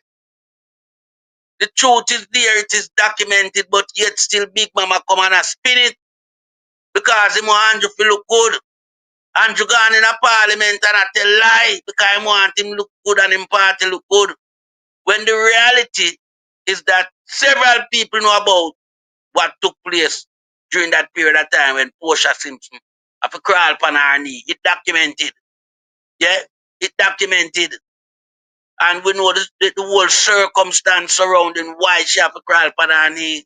Because Bruce Golding and Andrew Wallace decide not to pay the money over to IMF. They missed several quarter, 14 to a matter of fact. Yeah, and at one point people them stop deal with IMF and them more IMF. IMF now have no dialogue with them. Them fail to communicate and you must start the truth. And people must come out and rubbish Andrew and him and tell them liar. Because a lot of people know about it. It's no secret. Andrew can't go fool the little young generation them are coming up. Yeah, we come vote with you, And somewhere dunce, we never spend no time for know what going on in the country.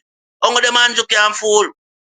Andrew can't talk to people who, have interest in a Jamaica and how it's been run and managed.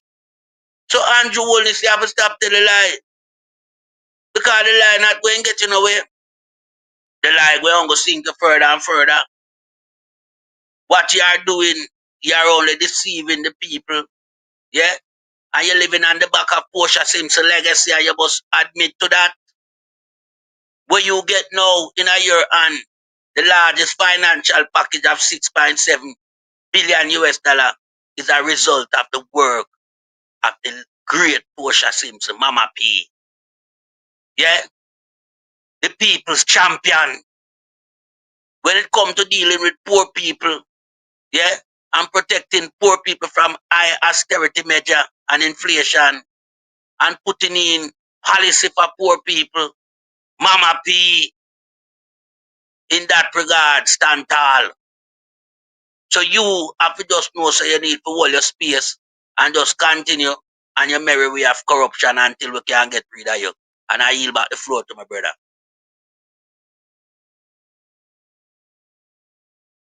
Yes, Mr. Thank you very much, Melting Pot. Really prudent, right, conversation that you disseminated. Now, but Melting Pot, just think of the situation in terms of what we are in right now, and as it relates to the Auditor General, right? Report that over $3 trillion have been unaccounted for, right? If we were able to give an account, right, for those $3 trillion, it would be a it would be a big help, right, in all of this predicament dealing with Melissa.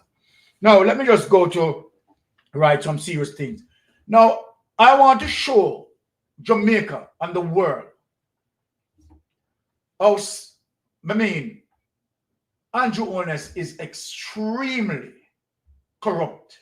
No joke about that. No joke. And everything that Andrew Holness doesn't have the ability, people, believe it.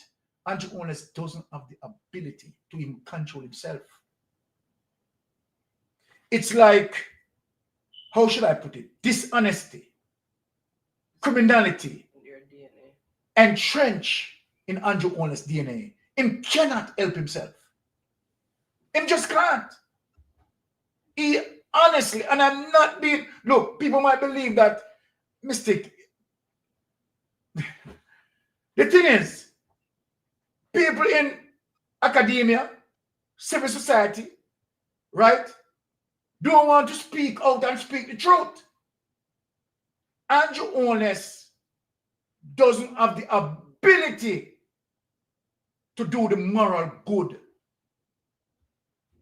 People, listen to me. He's Satan's child. He's Satan's child, no joke, in flesh. Andrew Holness is 100% pure evil. Now look at this. Let me show you something. We want to show you how Andrew Holness, and I played this clip last week, but I have to bring it back because of what he did in Parliament today. I have to bring it back. Now listen to this. Let us go to Peter Bunting. I have to bring it back because of what he did in Parliament. And I want people to see Andrew Holness for what he is. We are not making it up, right? We are not here to, right, got you, Prime Minister. We are speaking the truth, 100% truth, right? Yes. And hold it, honey.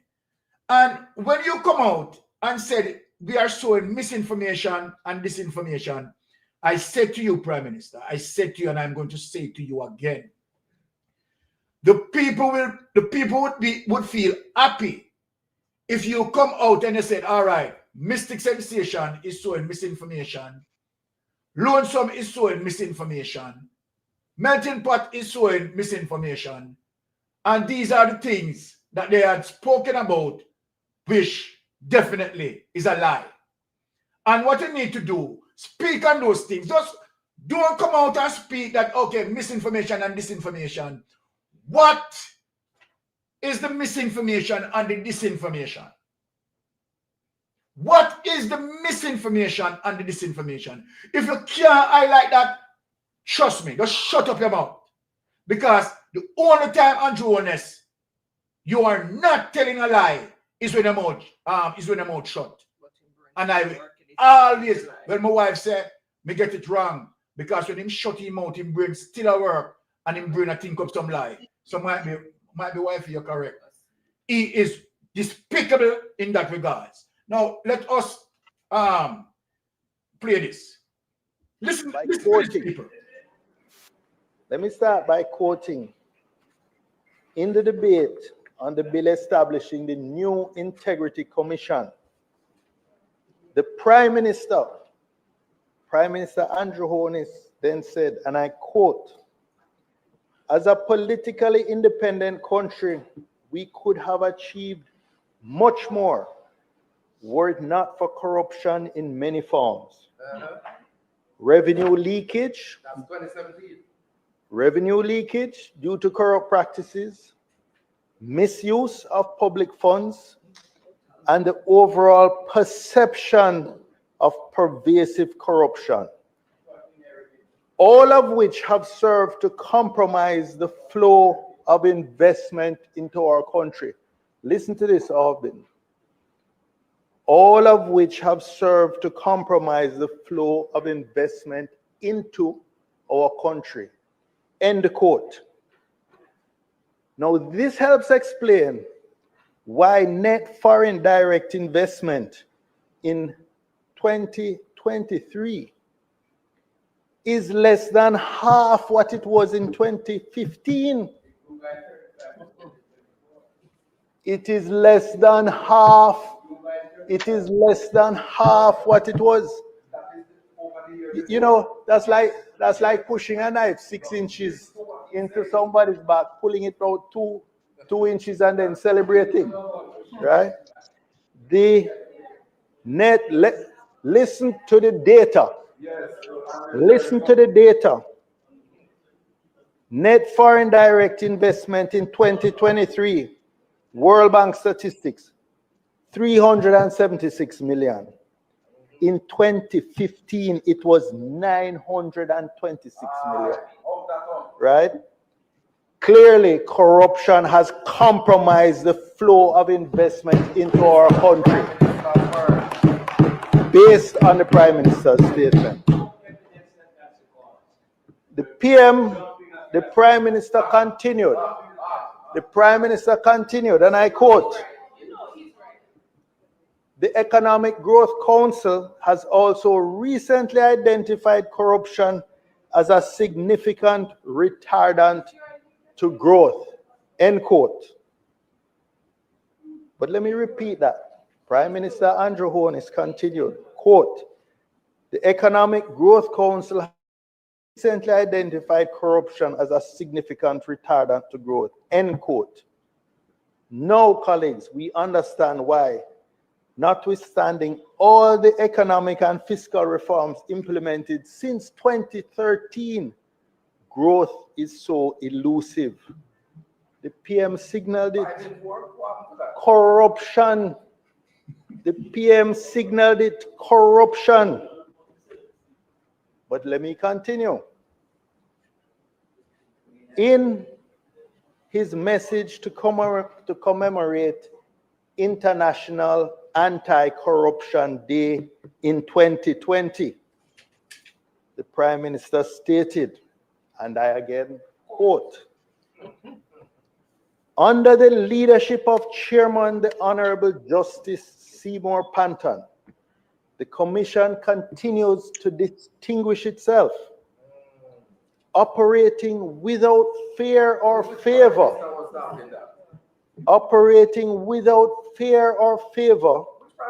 in pursuit of a just and corruption-free public sector, and ensuring the best and most efficient use of public resources," end quote. What a full-throated and unqualified endorsement of the Integrity Commission and its leadership under Justice Panton. Now, this is where, you know, that meme that they use on YouTube or TikTok that says, "A few moments later." In this one, it would be a few years later, after the Integrity Commission issued a damning investigative report on the same Prime Minister, detailing a series of complex financial arrangements involving 28 bank accounts with thousands of transactions and hundreds of millions of dollars passing betwixt and between these accounts. Well, yes, so you're saying suddenly, that same PM has now gone to court, and I'm not commenting on the strength of his case. Just the fact is, he has gone to court seeking to strike down the provisions of the Integrity Commission Act and declare Section 14(5) unconstitutional. My observation is simple, that it's very unusual, in fact extraordinary, that a law piloted and passed by his government and which his Attorney General would have certified as constitutional is now being challenged in court. That's all I'm saying. And let me start by quoting. This is an embarrassment. This is an indictment on Andrew Holness. Why did I repeat that clip? Because of what Andrew Holness did in Parliament, and I'm going to fully explain. So the 44 score that you see on the CPI, the corruption index, speaks of policy implementation, right? As it relates to the 2017 Integrity Commission Act, policy implementation, right? Now, the other part as it relates to Andrew Holness administration, slip 4 place downwards. It is telling you how extremely corrupted Andrew Holness administration is corrupted. Now, where am I going there? If the court, right, did agree with Andrew Holness and wipe out the Corruption Act, that 44 score would have been affected. Because guess what? There would be now a shift in policy and a cancellation that would have affected the 44. Again, that's why I am explaining it, right? To show people that what Andrew Wallace is now doing, right? Talking about the 44, right? And not applauding Mark Golding for it, right? But want to cover himself under the 44. The 44, right, doesn't speak that you are not corrupted. It is speaking to policy implementation as it relates to the Integrity Commission Act 2017. It has nothing to do with your level of corruption. What have to do with your level of corruption is that your administration and the corruption index slip 4 places downwards. Simple means you're highly corrupted. That is what the index is saying. Now let us show you your attempt to interfere with that 44 score. Let us show the public your attempt. The next document. Let us show the public your attempt. So obviously, right, you're totally ignorant of what the CPI score is saying. Right? Are you that daft as a prime minister? Are you that daft? This would affect, right, the policy implementation position as it relates to the 44 score. That is why I come back to this document. Court fight only one section of law governing illicit enrichment probes declare unconstitutional. If the court did agree, right, to throw out and scrap the Corruption Act that deals with illicit enrichment, that 44 would have been affected. Prime Minister Andrew Holness has asked the Supreme Court to strike down a law used by the Integrity Commission. Remember, you know, you just big up the Integrity Commission, you know, and you applaud them, you know. You, and this is what you are doing now. Look what you are doing. Court to strike down a law used the Integrity Commission to probe public officials for illicit enrichment, calling it unconstitutional. You see where you're going, Andrew Holness? Eh? This is an attempt to reduce that score 44 on the corruption index as it relates to policy implementation. A ruling in the head of government's favor could affect investigation into 8 parliamentarians. Holness also wants the court to gut unspecified provisions of the 2017 Integrity Commission Act. Remember, Andrew Holness. Let we go back to the CPI, right? The corruption index. Let us go back to the corruption perception index.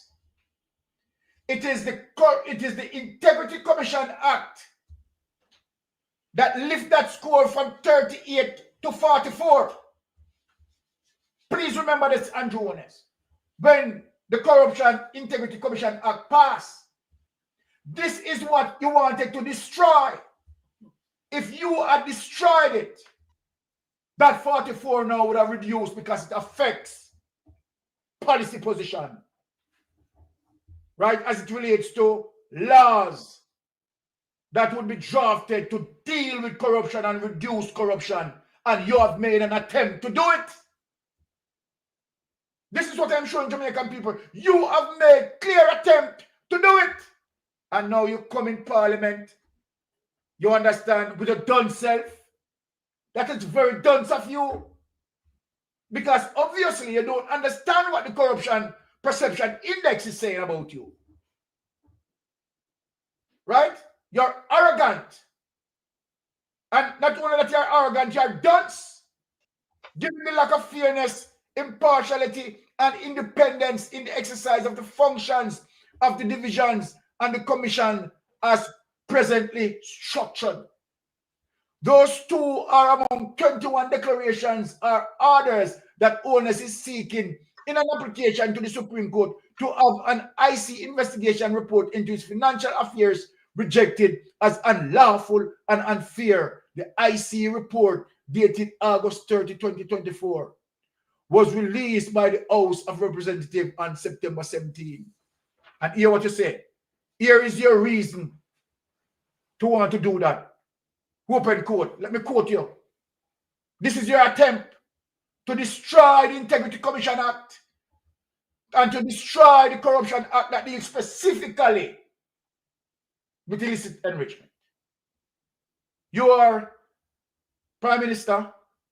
A lot of people, you know, right, is claiming that, right, I'm a little bit disrespectful, right, where you are concerned.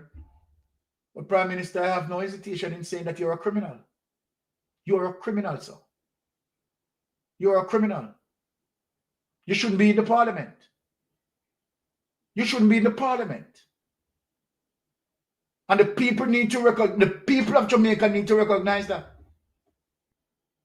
They are not to allow you to continue not having a statutory declaration certified. Enough is enough, Andrew Oles. Enough is enough. And you being in parliament is a disgrace to our nation, honestly. Every time you venture into that parliament, you're a disgrace. But you cannot come to yourself that you're a disgrace. You have no shame. You're shameless. You are shameless. You are despicable. I believe that the tabling of the report was intended to embarrass and cause harm to me. Yeah? Anybody will tell you, anybody did encourage you to go join Cash Plus and rob investors? Did anyone encourage you to join Olint and rob investors? Did anyone encourage you to join SSL and rob investors? All these things that you have done. And as such, was made for an improper purpose and in bad faith to prejudice and harm me, he said. You want to get rid of us as it relates to social media who are highlighting your corruption.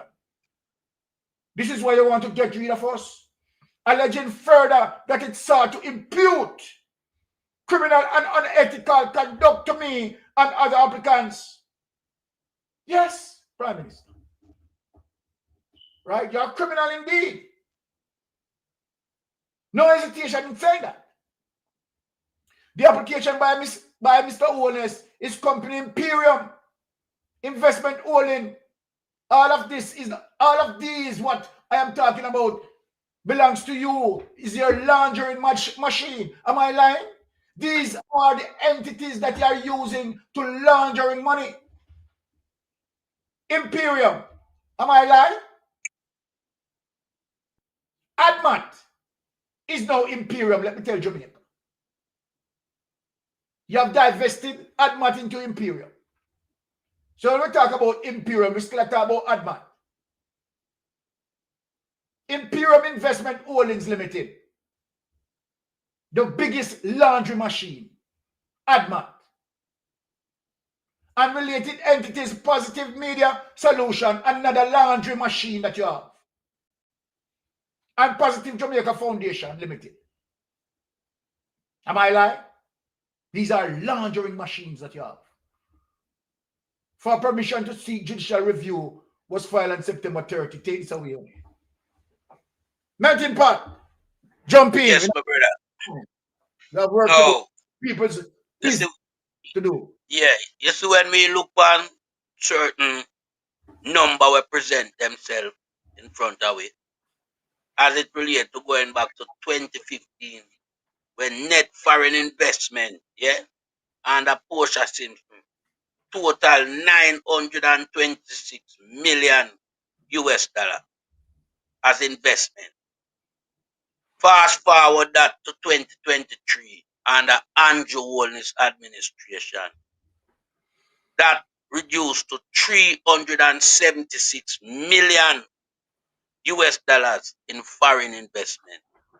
Which show you, yeah, 550 million loss over that 8-year period.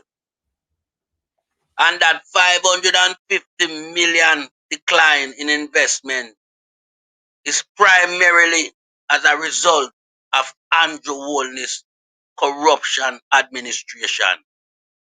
So I just look at numbers and use numbers to measure people's performance. And in that regard, I can just use that as a symbolic assessment of what Andrew Wolney had achieved. Okay, yeah. Okay. Now, when you look at Andrew Wolney, right, making his own remarks that as a political independent country, Jamaica could have achieved a lot more if it were not for widespread government corruption. And that's the only truth Andrew Wolney has told in all my time of listening to this guy. Because that is facts and his part. Jamaica should have been way ahead of where it is right now. Because Jamaica is a country that had a lot going for it from as far back as independent. My Jamaican people remember Singapore come and adopt the model. Yeah? And that time when Singapore come and look on the model, under Michael Manley administration, You understand? And where is Singapore today?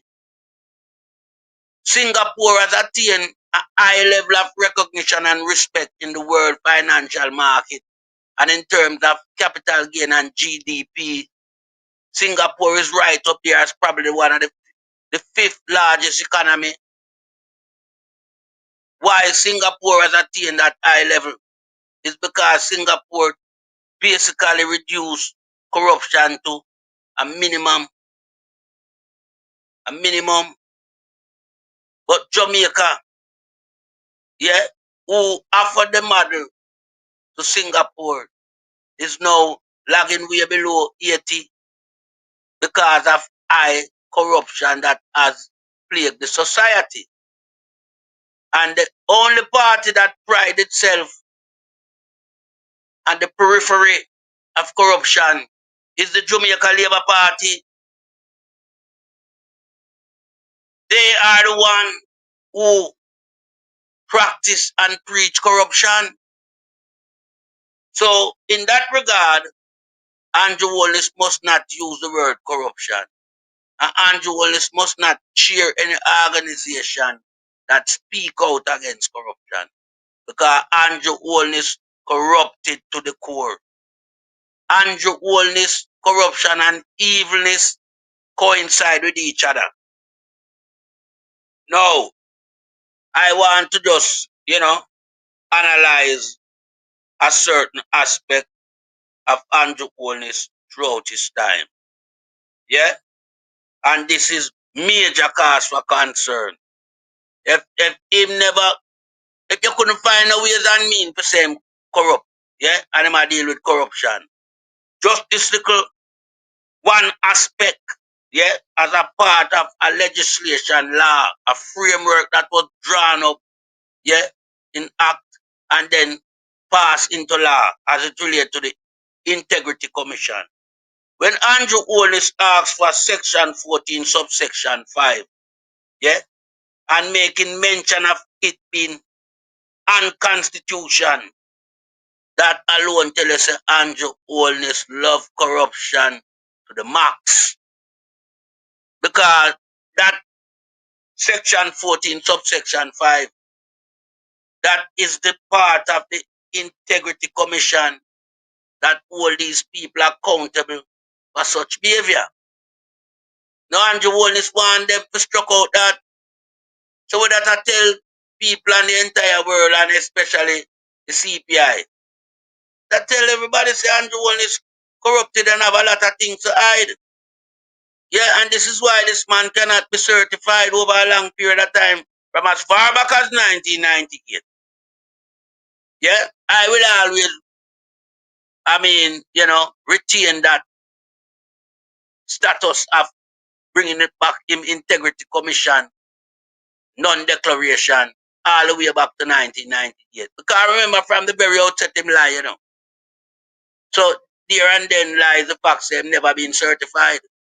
But this man is allowed to continue to operate in our parliament and, you know, to speak to the society at large.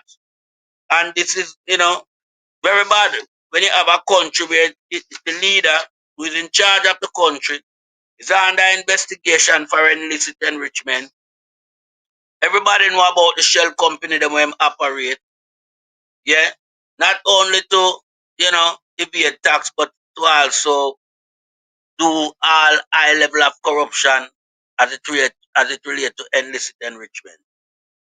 So we know all about Admat, yeah, who was kicked out of St. Lucia and then, you know, its name changed to Imperium. We know about Positive Media. We know about Estate Bridge.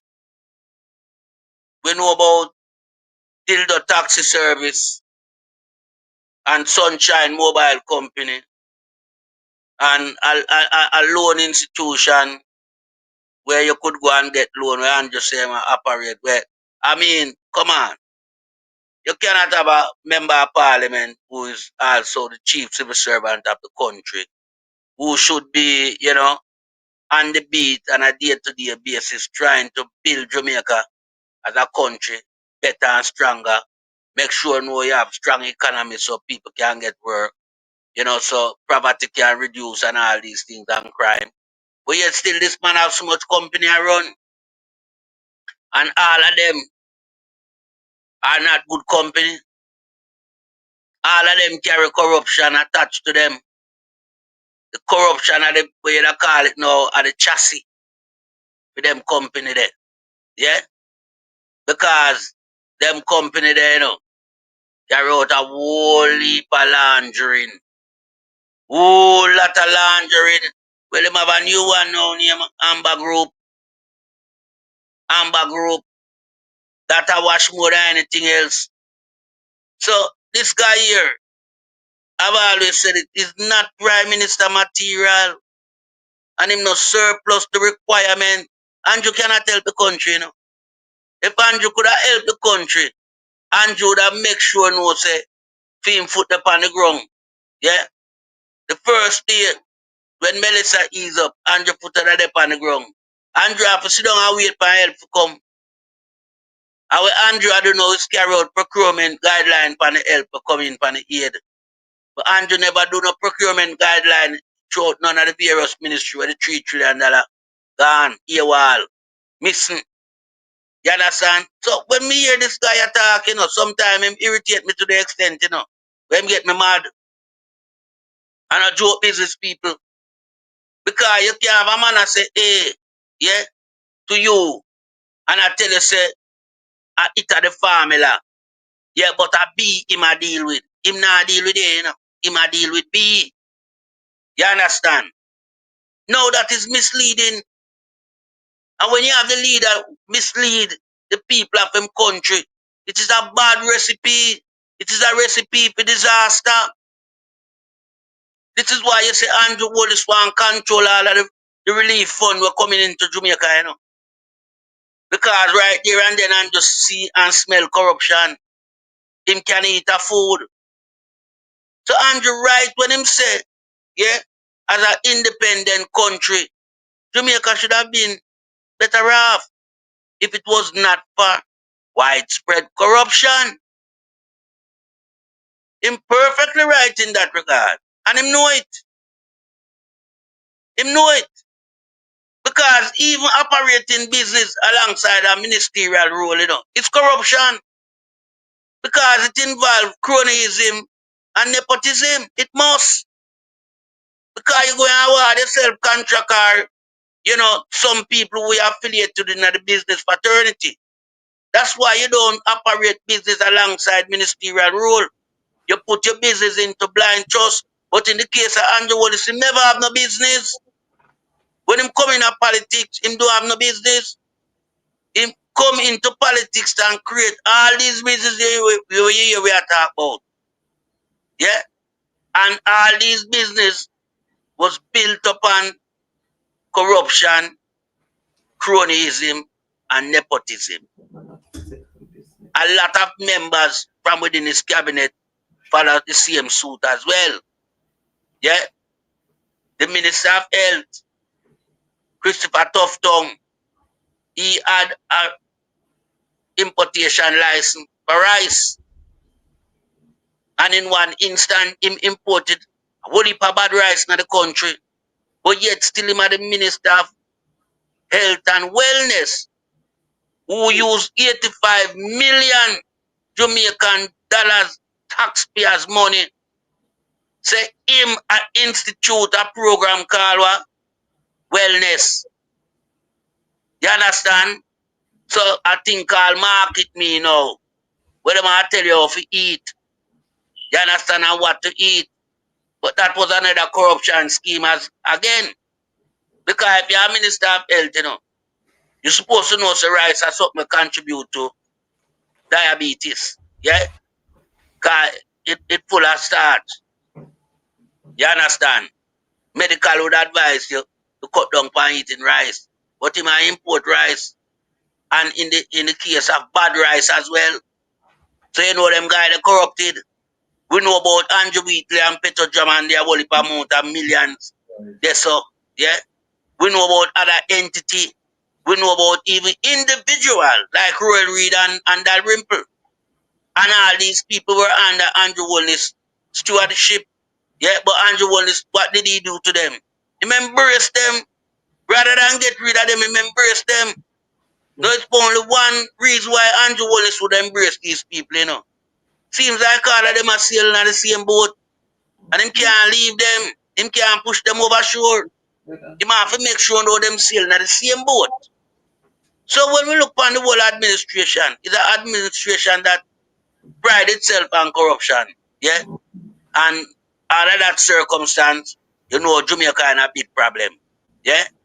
Because we know right now, we hear them make and celebrate the $6.7 billion in a financial aid. But them lie to the general public.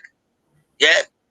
Because rather than, explaining the terms and conditions, yeah, as it relates to certain part of the deal that comes with the package.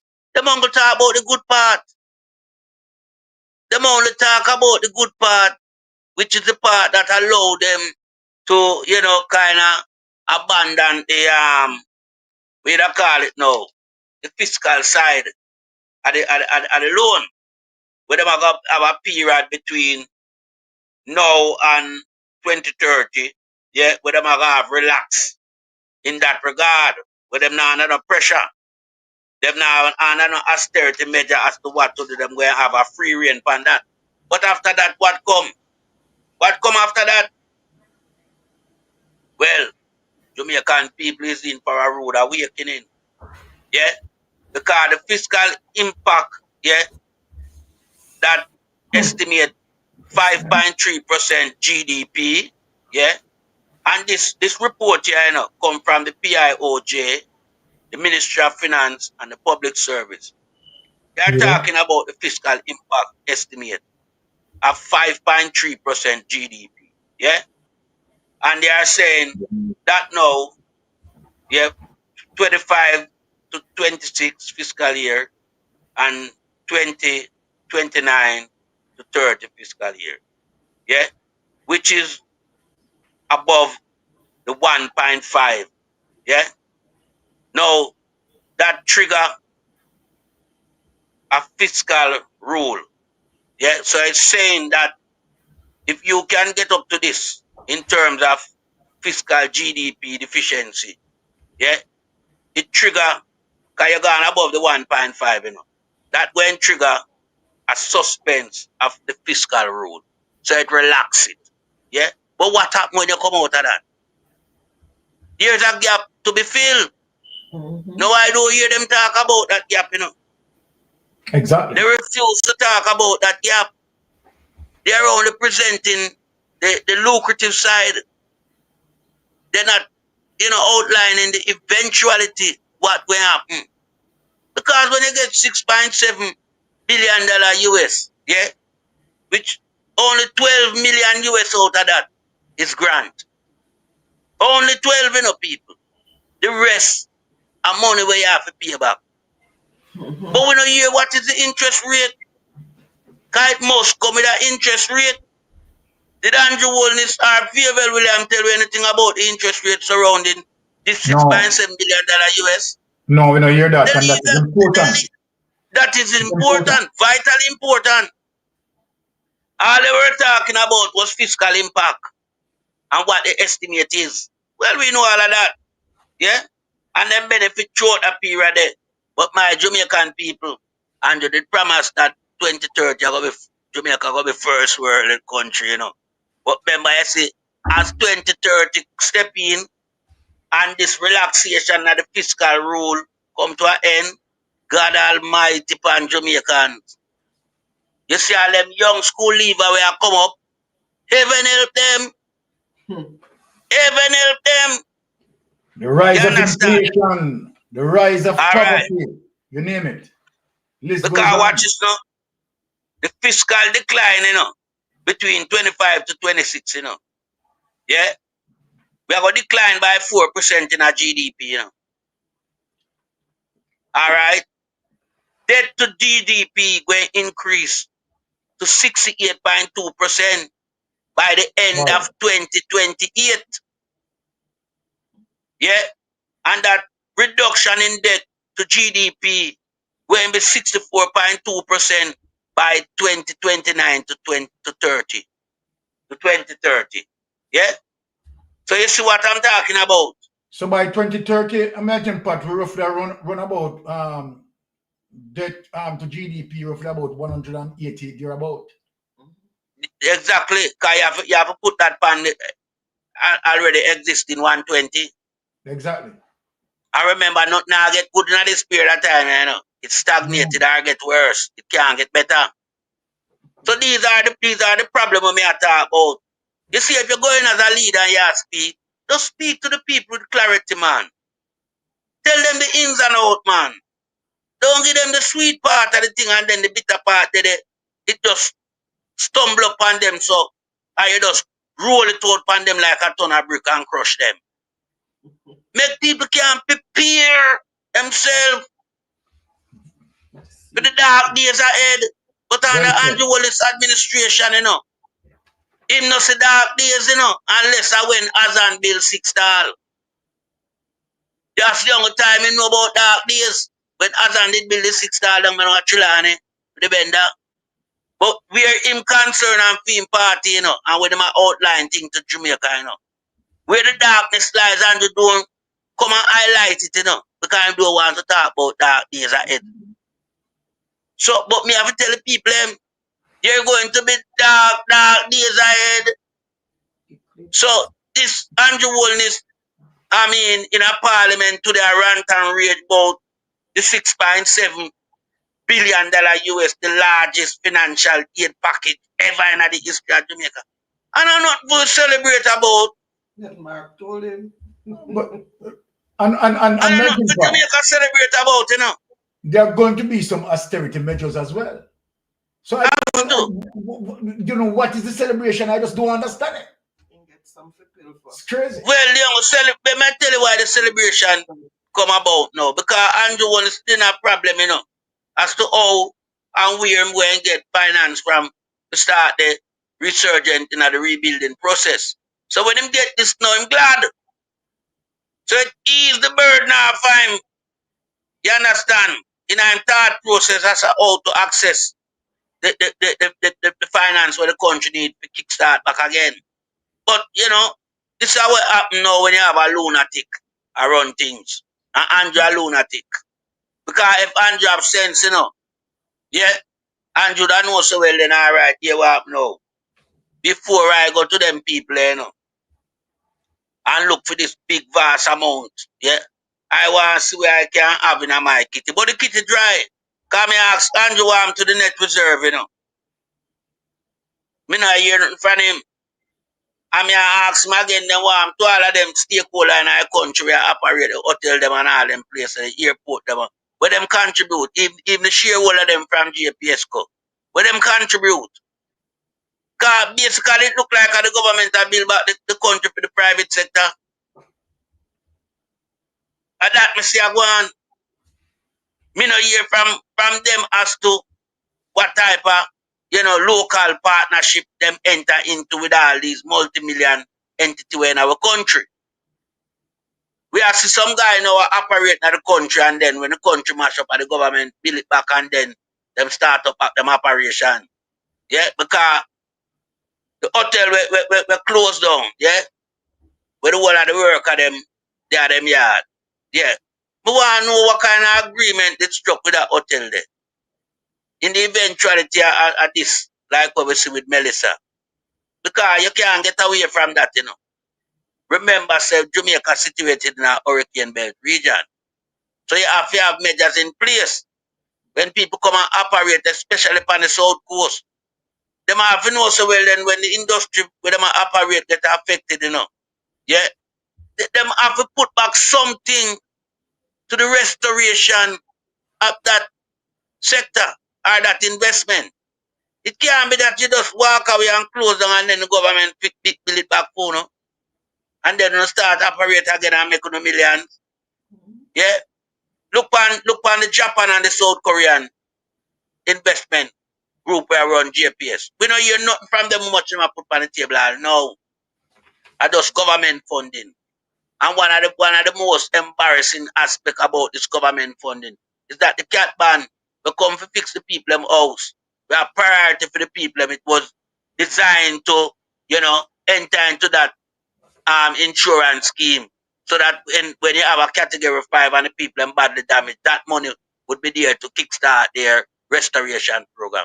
Now that handed over to JPS along with 50 million out of OUR, Office of Utility. You understand? So we want to ask Andrew Wallace what kind of administration or you run the country upside down. Them people are supposed to come can match whatever you as the government with your, because remember, 19% the government have. But the 80% majority shareholder them fool them arm. But Andrew don't want to tell us that this current license holder, the GPS company, is on its way out. Yeah, and the people them decide, so well then look, you what now? We not spend the money for restore back this, Well, Andrew knows saying in order for keeping big boys them happy, yeah, the PSOJ guy them with the hotel and all them big business place. Him have to do it. So that's why I see them put the money in it. That is my perception. Yeah, and I stand to be corrected and proven wrong in the long run. But that is how I'm viewing this whole GPS fiasco. Yeah, the people with the license don't want nothing to do with it. Them handing it over when the 19 months were left on the license up. And that is why I understand fully well, say, that is a hanky-panky deal. Because you took up already 200 million US give to them, Yeah, as part of the restoration program. Yeah, but from what I know, that is clearly an unsecured loan. Because you can't say you secure it against the word of the licensing whole line up. Because them people don't even give a word. This government does a repair back the light the electricity program just to suit them big boys and to get back the economy going. But not because GPS company going to be at the helm. This is why they're bringing the consultant from UK. Yeah, and the consultant is coming in to evaluate it. So there's something going on there. But are we getting the truth from the government? No. Because the minister in charge, Pumvazi, tell a lie in that regard, and the prime minister cover him up as well. Whenever they speak on it, they just speak on it as just a priority to get back light. But there are tedious problems with JPS right now. Tedious problem. And we need to get some truth in that regard. Because we don't want, when the thing come to a crescendo, Jamaican people will benefit from the 150 million insurance don't get nothing because it gone to Andrew Wallace administration because of the deal when do. Because them put this money in a GPS, you know, and go and take it out back through the back door. Through the back door. And nobody will know when them get it back. This money should have never gone into GPS company. This money should have gone straight into the affected area. So when we are here, the people them down there get 10 million. A MP get 10 million. No, you should have the cat ban money, the 150 million US, and you share it up and give the MP them a certain amount of money to start build back some roof on the house them. We want roof, and build some concrete structure, and stop think about wasting money on the container them car. If you say a temporary, you know, then I waste money to bring them come here. And then if you say a 90 day before you start that project, what you could have doing at the 90 day with the cat ban money? You could have started get some house top of going back on some people with them board house in a Westmoreland mash up. You start build them back some nice concrete house. And that's how the money for go. But I just have wait with bated breath. Yeah, because I know anything Andrew try to hide in the dark, it must come to light. And I yield back the floor, my brother. Well said, Melting Pot. And I can take one of the situations that you have spoken about as it relates to the Prime Minister still pursuing, I think, what I heard in Parliament today, 3,000 and something containers, right? I think he's now shifting from 5,000. Yeah, drop it from 5,000 to 3,000 and 3,070, 3,700. Something about that. But when you look on the economical viability as it relates to the crisis that we are in, right? The Prime Minister utilizing that option to make them hurricane sturdy, right? And the necessary attachment that you have to apply to these things is going to make it even more expensive than if you have gone through, you understand, the route to help Jamaican people and try to stimulate the economy, right? If you go through the NHT program, right, and deal with the ordinary construction. Several youths will be employed under the construction program, you understand, and that would be a way to stimulate the economy. But I don't know where the Prime Minister is going. Obviously, it seems like the Prime Minister is bent, you understand, in pursuing corruption, because who are those people, right, will be getting the contracts really as it relates to those containers. It doesn't really make any sense to me, you understand, but again, this is Andrew Honest. It's a kleptocratic government that we are dealing with. All right, let us move on for the final two clips because we want to be out of here by 9:30, right? And we have what, 21 minutes? Yeah, we can wrap up that. All right, let us dig for the next two clips to show you how the Prime Minister, again, you understand, is someone definitely, right, just is a dishonest person, right? Really and truly despicable. Want to listen to these people. I know there's a lot of talk about government getting money and not using it, and we have to be so careful that these kinds of careless talk. Now, for the people, Mr. Speaker, I'm about to say something, and I just want to be clear. For the people who are saying it, and gaining influence on persons who don't understand, it is dangerous because, you know, there is a public that believes that somehow we sit here and we are trying to somehow take away money that has come for the relief of the people. Let me say this clearly, Mr. Speaker. It would be morally reprehensible for anyone to be using any government resources in any way that has been given or borrowed for relief or any other action to mitigate the damage of this hurricane for any personal or private gain. And if there is any such thing happening, I don't have to wait for any other entity to ferret it out or find it. I will find it myself. Let it be on the record, Mr. Speaker, that this is not the first disaster that this government has had to address. There was never a question about the administration of resources for Hurricane Beryl. No donor said what I gave, I don't know how it was accounted for. Let it be clear that for the entire administration of the pandemic, the COVID-19 pandemic, where the government of Jamaica executed the largest social protection program in the history of Jamaica, there wasn't even one question of misappropriation of funds.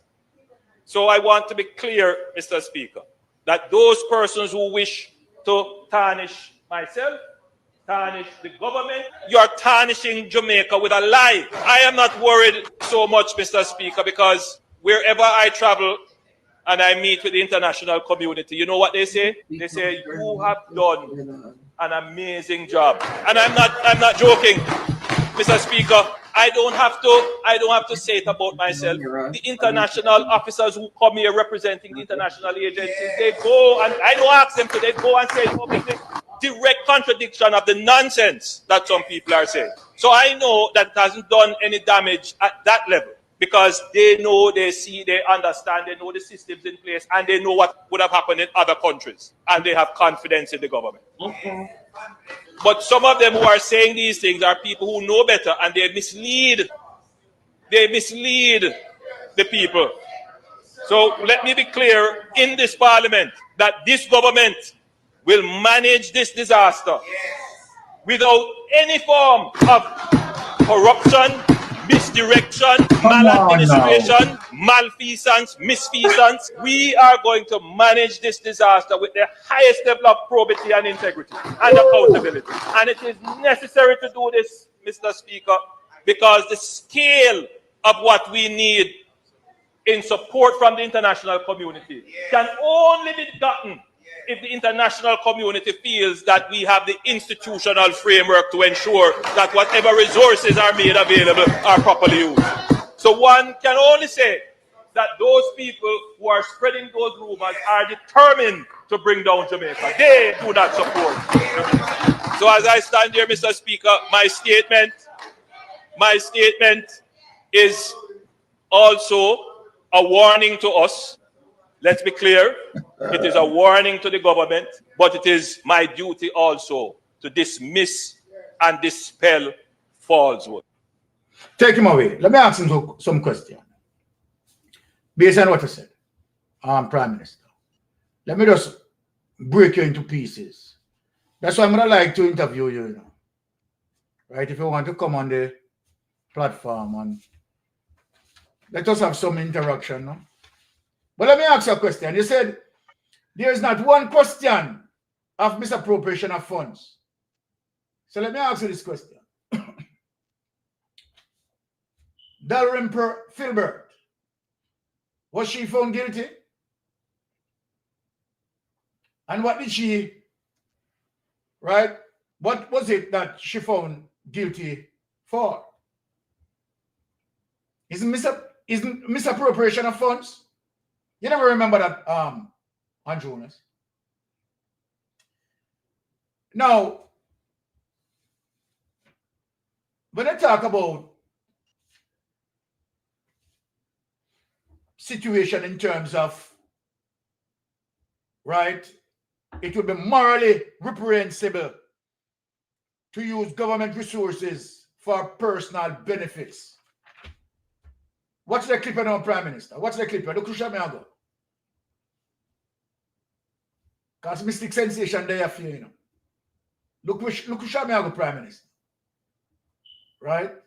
You're a vicious person.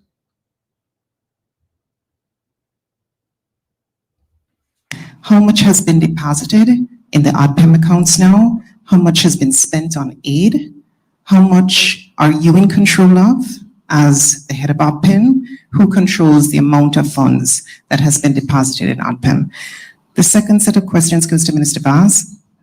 Can I answer the others first? Oh, so No. Can we just have all of them? Because remember, the ministers have to go to cabinet. So let's take all of them and then we'll give you one set of answers. Okay. In terms of the cumulative sums that have been deposited into ODPEM accounts. I had mentioned earlier 1.68 million US dollars and just about 635 million Jamaican dollars, and that's across all accounts. The procurement plan for these accounts is now being developed, and we're doing it against the needs list. We're also looking at what persons are contributing otherwise in terms of what's on the ground, in terms of physical assets, and to move those. But we have been able to utilize from some other accounts, primarily the NDF, to treat with initial procurement of food items and water that has gone out. Your question concerning so let's just clarify. None of the money that has been received has been spent as yet. So we've been using our government funds. Some additional funds were approved by cabinet for ODPEM to use. Our donors have also provided food and so on. So none of that money has been spent. They're now going to figure out how to spend it. All right. Yeah. All right. Let me ask some questions. Let me see it. Okay. So Prime Minister, right? As it relates to the immediate aftermath and the amount of aid that you have gotten, sorry, right? And including cash. And of course, would register through ODPEM. Now we're going partially month and what? A day or two? Going over a month. And you have not figured out how to utilize, right, those money being received as it relates to what you collect for the purpose, right, of dealing with the situation. You have not figured out anything over a month after collecting that money. So I mean, what is the care that you have? What is the care that you have to remedy the situation? Now, after getting tons of aids, right? Tons of aids, you still have not reached 60% of the people who are affected. From COVID money to barrel money to Melissa. Right, and see, Coach just said from COVID money, right? Because I mean, we don't know how you spend COVID money to be think of it. So Coach is right, because even now you're not transparent, right, as it relates to what happened to the COVID money, right? So Prime Minister, I don't know if you're just mocking the people. And I believe that definitely that's what you're doing, right? You're just hurting them, just like what Peter Bunting said. It's like you're pushing a knife, right, 6 inches, right, into the people's flesh. That's exactly what you have done. You know exactly what you have done, that you're automatically victimizing the people, suffering them. Because how do you look at it, right? Why, as it relates to JPS, in terms of what Melting Pot was saying, why you did not allow JPS to go on the open market? All what JPS needed was for the license to extend, you understand, to give them the opportunity, you understand, to get that into the market. They were rejected. They were rejected to the fact that lending agencies not going to take the chance of them, right, not having a license for 2 years. So understand the calamity. And then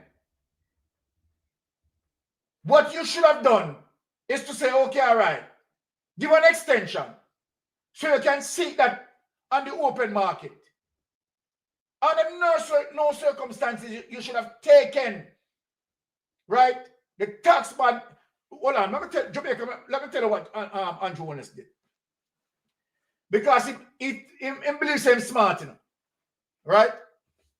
You take the cap ban money and put it through the consolidated fund, because you know definitely it is going to give auditors problem to identify the item as it relates to the catastrophe bond money. So guess what you do? You dump it into, right, the consolidated fund. That's what you did. But why did you make that move? If you are not to hurt the people, tell me how Andrew Honest, as a caring government, knowing that the country don't have no money in it, you see what happened.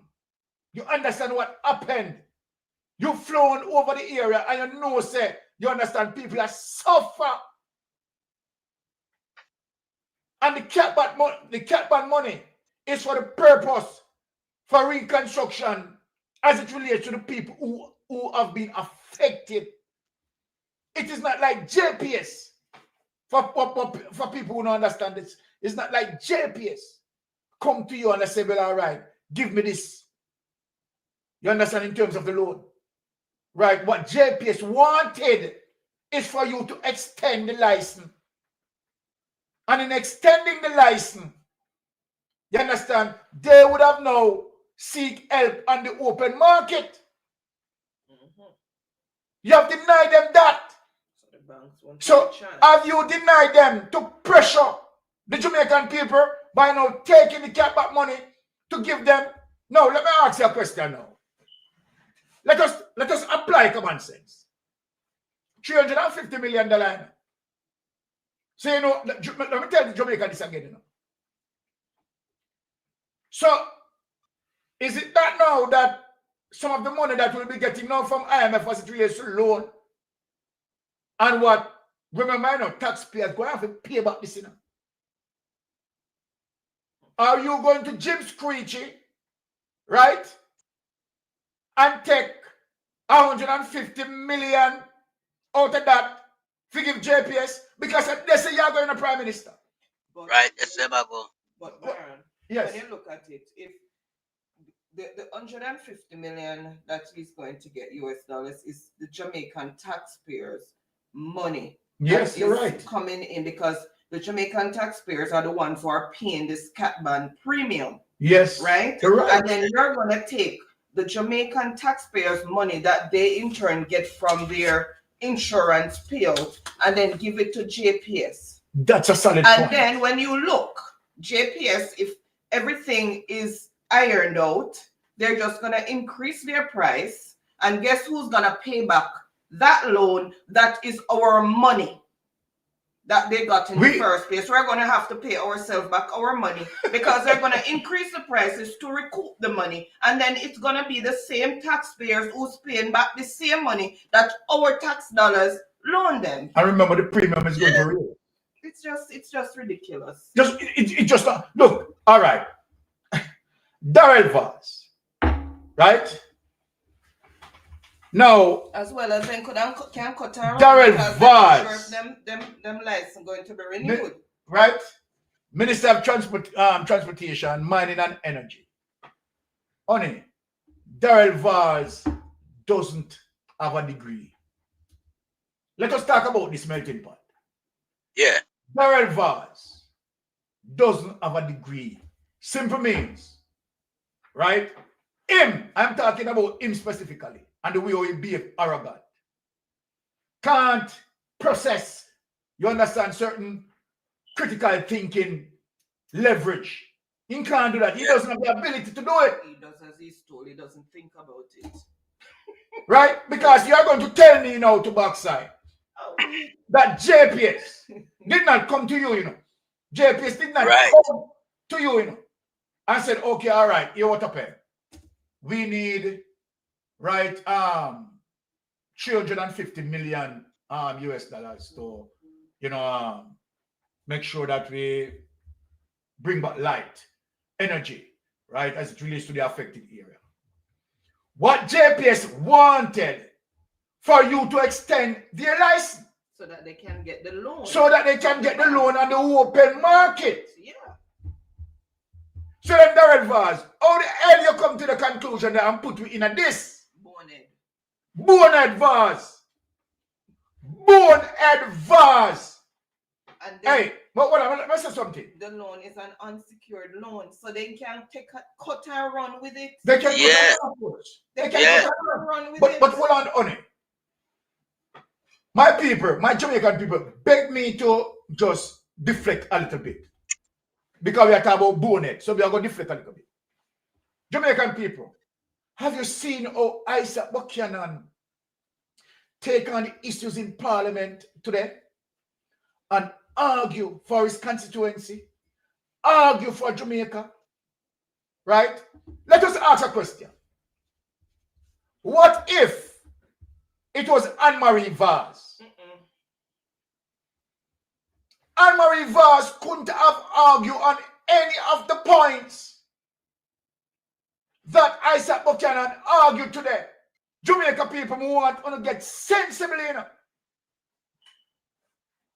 So you have two Duffy in Andrew Warner's administration. That's why Mark Golden believe in meritocracy.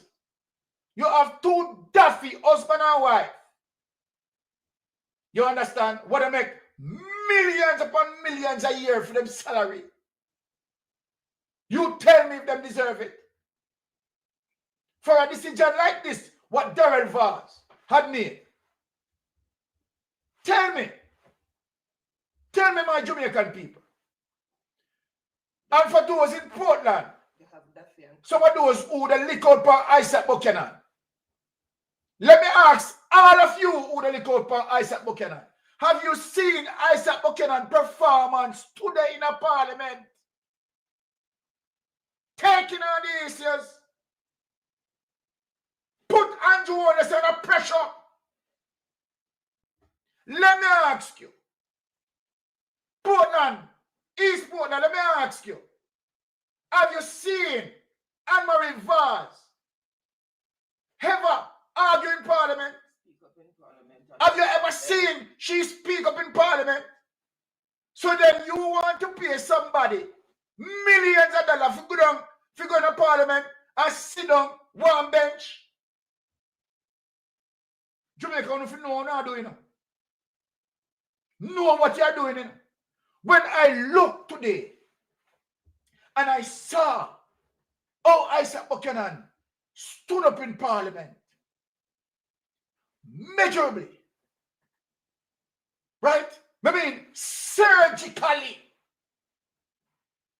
the put the issues to Andrew Wallace. I say, yes, I spoke about Isaac Buchanan, that he is a force to reckon with. They may have a saying, say Rasta is going to liberate the people. At two, as a matter of fact, at three Rasta, we have, two in a parliament and one in the Senate. Because Alan Bernard powerful in the Senate. Yeah, man. Damian Crawford, Isaac Buchanan, Mr. Rasta, they liberate the people. True. Whether you like it, yes or no, Rasta, they liberate the people. So, yes, Bolo, hold on there. Yes, Bolo, you're on Mystic Sensation. Go ahead. Me speak mind them charge of harassing and bullying, man. Yeah, me know so that they want to do. A question like that go Anne-Marie Vaz. Whether them not in the same league. No. Remember, so we are talking about a well-established, educated individual in Isaac Buchanan. Mighty Can't do goodness. that, my general. All right. They will charge you, man. My apologies. But anyway, on the topic of Darrell Vaz, because we're the Vaz them. Yes. Didn't Darrell Vaz in an article say, and you can correct me if you're wrong, anybody can correct me, didn't he say that he made a miscalculation and him wake up and oh, you are a 50 million US? Oh, that go. But I honestly don't know how that going on, because that's what he said and you are correct. Right? But so what him did mean? He did mean say the 150 million where him are gonna lend them are the 200 million where them are gonna need only. What do you mean? Him gonna lend them No, all right. What happened? What happened? When did he? All right, what happened? He agreed to loan them 150 million. Right, and so then you would have 200 million to find later, right? Because the total cost is 250 million, right, to make the entire place re-energize, right, as it relates to electricity. Now, what happened? What happened? Him claim say $50 million he got from somewhere, right? Through the OUR. Yeah, so they would only need another. You understand? So they would need another 150 million.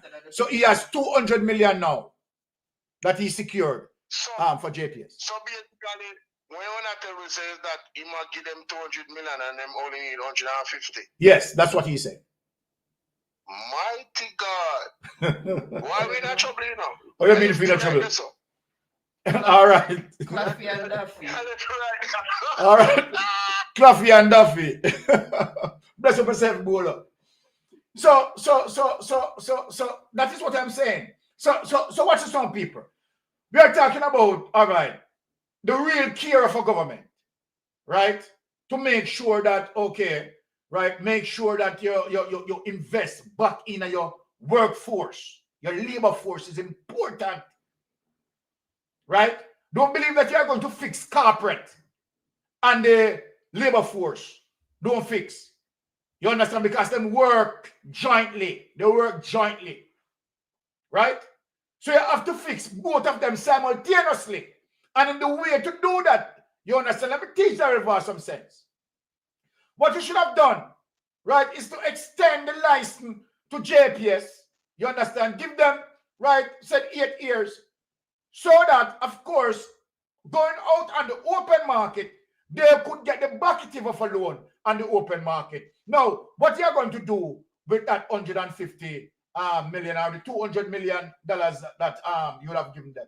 No, that 200 million now could have really now used right in the reconstruction process as it relates to the people who affected you will be now and again. You understand? Andrew Wellness now should have now used the NXT to stimulate the economy in terms of, you understand, the black cement and steel and rare blah, make it stronger and better. Make the home stronger and better. And if I were the Prime Minister, what I would have also done, you understand, for that entire corridor pathway that obstructed, take them off the grid. Try to take them off of the grid. You understand? And then by taking them off of the grid, you understand, you don't ease up some pressure off of JPS too, you know. Because JPS have to fix them the era there, you know. You understand? And then the people, you don't know, increase purchasing power. I am not an economist, you know. I only speak from a common sense perspective. You understand what I'm saying? That I think would be the better approach. You understand? If you want these economic viable argument, you have to hear from what Ralston Iman, Dr. Andre Arton, or even what my Rasta friend name again? I don't remember. Dr. Knife. Dr. Knife. Let me just respond to Bola. Bola, remember that they don't really communicate with to each other. You know, everybody just come out and talk off of them own head top. So they never know what each other saying or doing until when it come out in the public now, then them try to iron it out and say this and that. Because he must say favor say 150 million, but he did say him getting another 50 million from the OUR. But so that goes to inconsistency. That is it. All right. So melting pot. All right. Come close up for you. Come close up for you, boy. I tell you, and we have to close out and go out in a blaze of glory tonight, you know. All right. Because we want to touch upon dualness, yeah. When I make mention of the line effort, yeah, and in phase it in a 3 category. 1, relief, as it relates to food, water, shelter. Number 2, recovery. Electric, water, hospital, school, access to road. Then when him touch number 3 now, which is reconstruction, him say that will be a long-term, focus. Yeah, as it relates to how them are going to build, where them are going to build, and where them are going to build. Yeah, but what I'm saying now is that 1 and 2, which is relief and recovery, going to be operating simultaneously. Yes. But number 3, which is reconstruction, will be, separate. But reconstruction Yeah, it's a very critical part of the whole restoration. Why Andrew put reconstruction to be the last? Because him clever, when him talk about how and where and what to build, him know him a do. But me I go and watch him there so. But me I go touch pan Favour William there now. Because Favour William come up, that little supplementary thing and she make some reference, yeah. I'm glad where she touched pan. Yeah, she said St. Elizabeth estimation, which is based on the World Bank and the International Development Bank IDB. Them say St. Elizabeth a $2.3 billion estimation. St. James 1.8 billion and Westmoreland 1.4 billion, which is a total of 5.5 billion. Okay? And then Flavel got touch upon the country reserve. And she said up now to 6.2 billion. So me I said to myself, then if the country have a 6.2 billion reserve, why that money couldn't utilize? Yeah? If we go and do some of them things as it relates to reconstruction, where I leave for the last. And I call it long term when the reconstruction of it is designed to put back people on the roof and stop waste the money for the container, because I'm downscale the container from 5,000 to 3,000 plus now, So I want to know when some assessment was done and such a large reduction. Because remember, this guy just love to jump out with figures, Yeah? 5,000 container. But in less than a week, it dropped from 5,000 to 3,000 plus. Yeah. Bonus down for $6.2 billion net reserve in the country. Yeah. Bonus can't attack none of the problem. And as it relates to GPS, yeah, because the more we read about that, the clearer the water becomes, Because them try to muddy the water. But when we reason it, it come clearer. Because we know 200 million handed over to them already. Yeah? But nobody is talking about where the extra 150 million will be coming from. Because them can't borrow, because them lies where them have. Nobody will entertain them. Yeah? But then at the same time, the government put up 200 million US already. And me look on that, and everybody will know about this type of business, know so that unsecure. Against who have the majority share what? That is an unsecured loan you put on them on. So they need to talk to it on that again, and we are going to press them on that issue there. Yeah, because Pumbaa's going to hide in them. They're in a parliament this week, Because Pumbaa's no one take no beating on the matter, The matter, the subject matter too hot because, as I said, it's shady, it's spooky, look like corruption at the doorway to it, and everything look bad. Everything look bad with JPS, Everything look bad. Because when, Lady Anne Marie, even though she in her technical director seat, she have some punch there and she just throw a jab, where it's supposed to knock back Pumbaz, Knock him on the rope. Yeah? Because watch this now. A taxpayer's money that show the insurance. Yeah? The cat ban. A taxpayer's money that's on a private enterprise money. Yeah? That's another government generate through economic growth as it relates to manufacturing or tourism or whatever. That is the money where people are through. It's the same type of investment like NHT. Yeah? But Andrew love tipping man na people business, People money, Same thing him do with NHT. Same thing do with the insurance relief tax. You understand?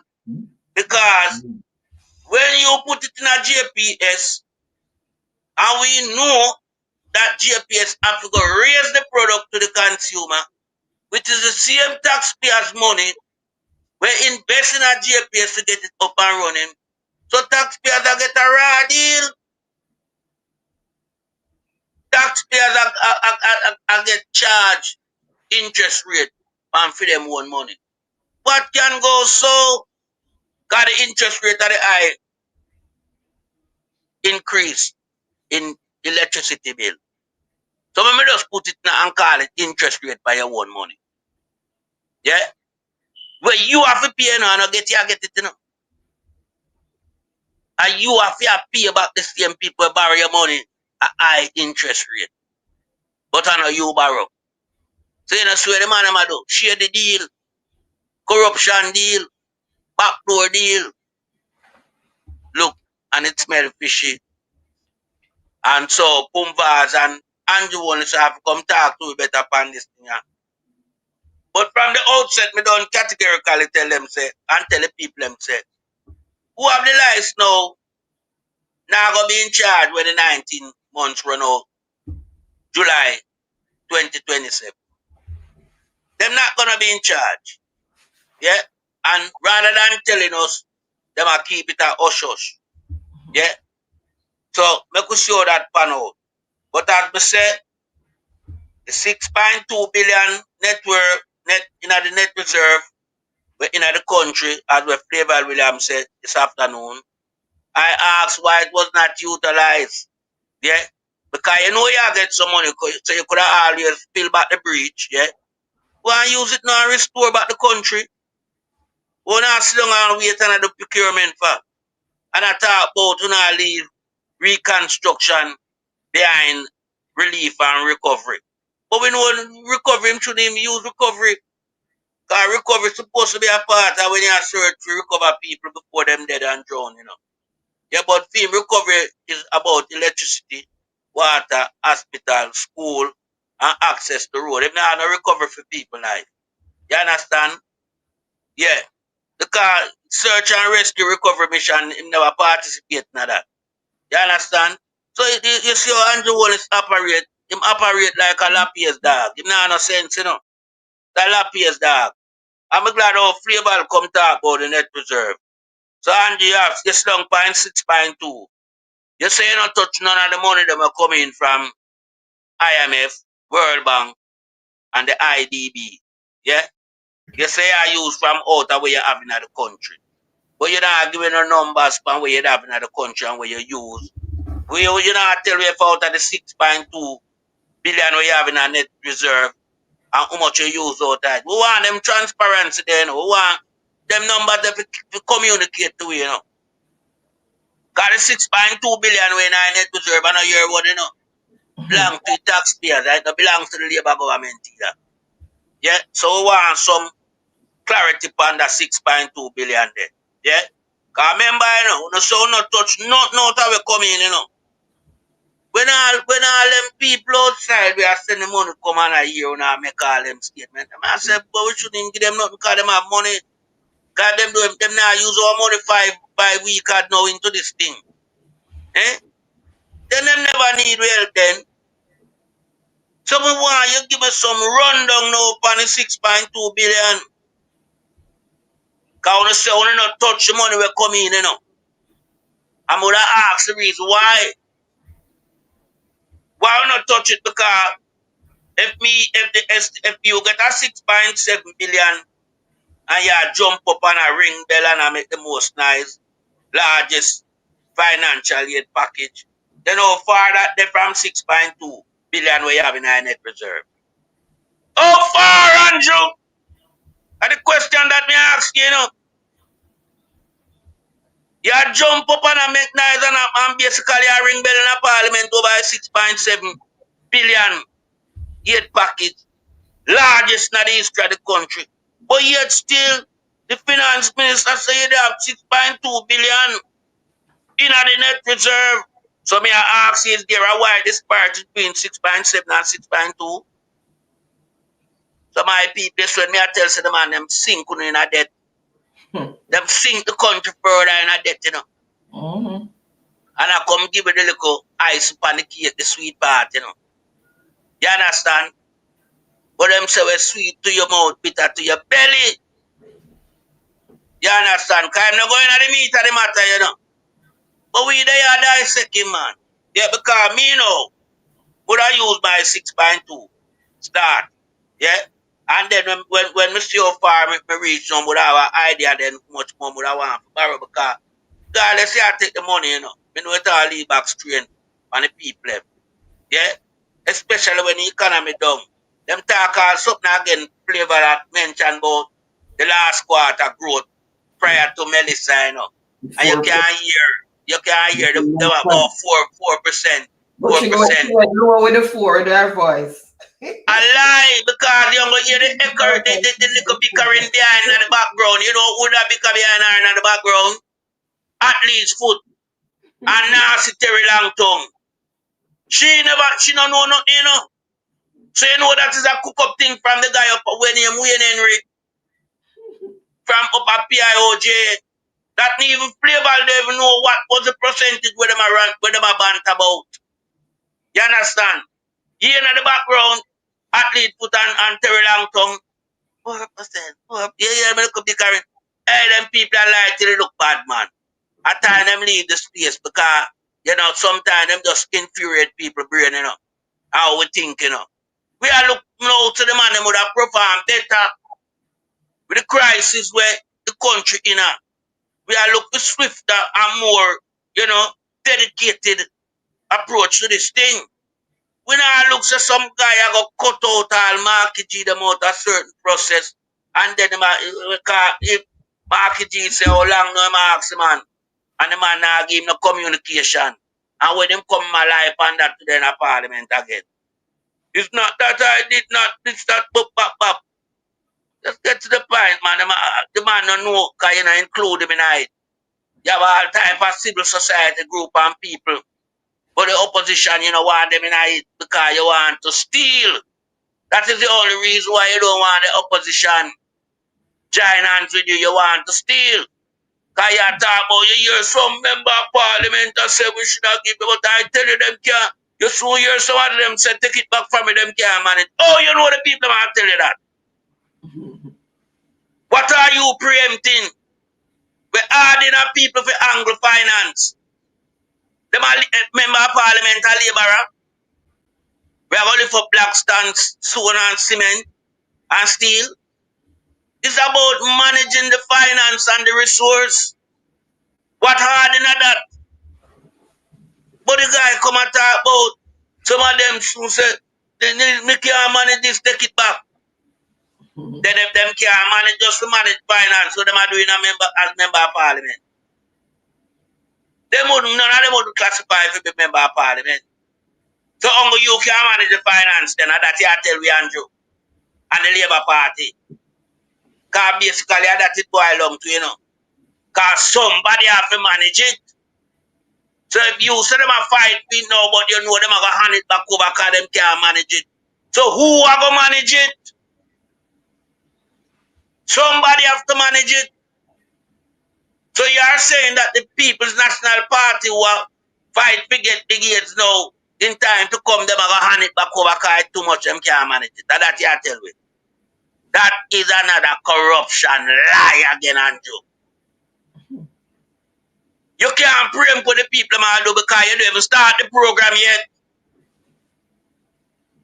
So don't use the narrative to say, well, then this is why it have to be structured around government. It don't have to structure around government entirely. It don't. What you need to do is get a concerted effort put into the system where everybody working hand in hand to mobilize the process and speed it up. So you do not have to think about the 3,000 container house because some roof that would have put on out that system, well then yeah, the work can move. Because what you do, you're going to the 6.2 billion net reserve where you have and you start work from this. So you know you will get help, yeah? Because the way you pay for that, you know, based on what Bama P do. The guideline was set out for fiscal discipline. You know the International Monetary Fund, the IBM, yeah, and them place the World Bank, yeah. Them are come and chip in. You know you get the cat ban 150 million and you know you get cause you get another 70 million from CARICOM, you know. Something another funding from CARICOM, you know. But you know, you not make mention of that, you know, like you know want to hide off that, you know. You know, you're not talking about that 70 million there, you know. I don't hear not talk about that. So what we have to do now is make sure we mind and so we know about that 70 million as well. Because that along with the 150 cat band was a ready-made 220 million US. Ready-made. So when me hear Pumbaza talk about him go over OUR and get 50 million, I want never 15 take out of the 70 million. And I say OUR, because I don't know if OUR stunk on them the money there. I don't know if OUR could have them the money there, no. Office of Utility Regulation. I don't know. And so the entity they generate money. That's them can give Len Pumbaz 50 million overnight. Him just go there overnight, like how him do investigation overnight. I be a overnight thing Pumbaz I deal with. Pumbaz work and it look like a night. Pumbaz work. Him go to bed. Him just wake up and get 50 million from OUR. Yeah, budget thing him could have talk. Budget could have talk to him and him deal with the investigation overnight. So you know, say some little bad management and all them things they are run through the administration. Hold up, melting pot. Yeah. Melting pot. Yes, sir. Yes, sir. OUR have an electricity disaster fund, and that's where the money is coming from. So I'm wondering how come that money was never used before, even in Ivan and all of those hurricanes that passed before. Because we there you go. The Ivan recovery fee on each bill that we were given during that period for how many years. So all of a sudden we're hearing about disaster fund that they can issue US $50 million to JPS. You see, because all the time, you know, we never hear so them get the funding from OUR, you know. I remember you have Ivan, you have Beryl, you have all type of thing, you know. But all of a sudden now, OUR have 50 million US. Anyhow, make we see it pan out now. Because I'm glad when they make mention of these things and we can keep them on track, you know, for hold them accountable. Yeah, but we still want to hear what happened to the 70 million. We can't come give them. Yeah, right alongside the 150 with the cat ban insurance. That is a 220 million US upfront right here. And then them draw down 650 million from IMF and another 500 million from World Bank. And a be a million we hear them talk about. But yet still Andrew still a delay the process. And I think about container. Why you want to bring in container waste? You go waste the money. Because we won't accept having container house as permanent structure in the society. Not like how we use black tank as permanent water supply. We will not entertain container houses as part of the housing solution for a permanent fixture. So if you are going down that road, you're wasting these money. But because you don't have to put the bill in as the taxpayers, you don't even care if you waste it as long as your friend benefit through the corruption channel. And that's how we see our pursue, because I will tell you, you know, why you going to elapse 90 days before you commence container restoration program.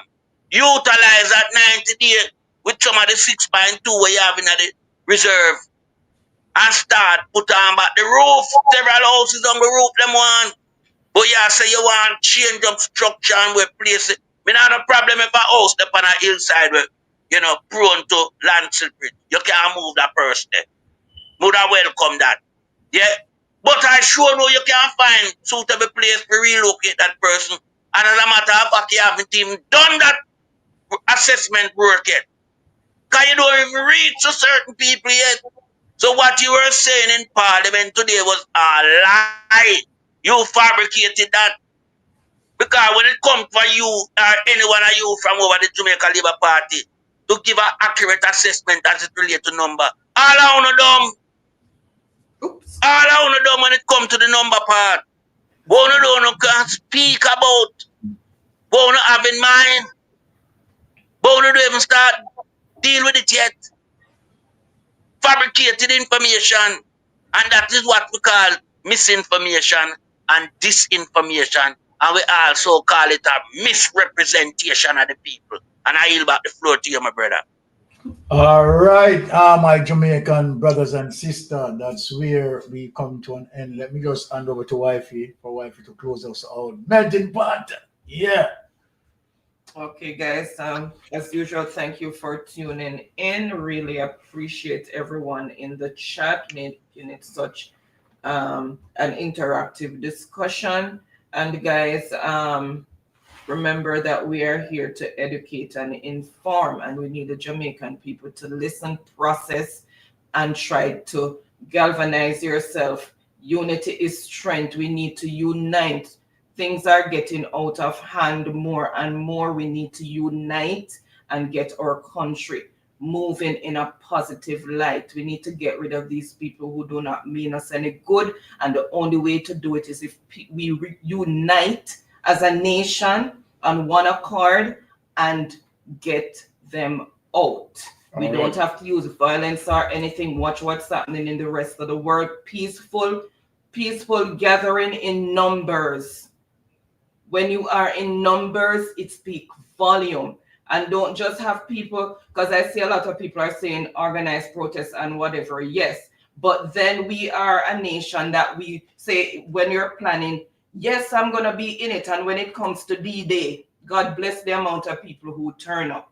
We need to be positive now. We need to galvanize. We need to get out there in numbers on a regular basis because things have gotten out of hand.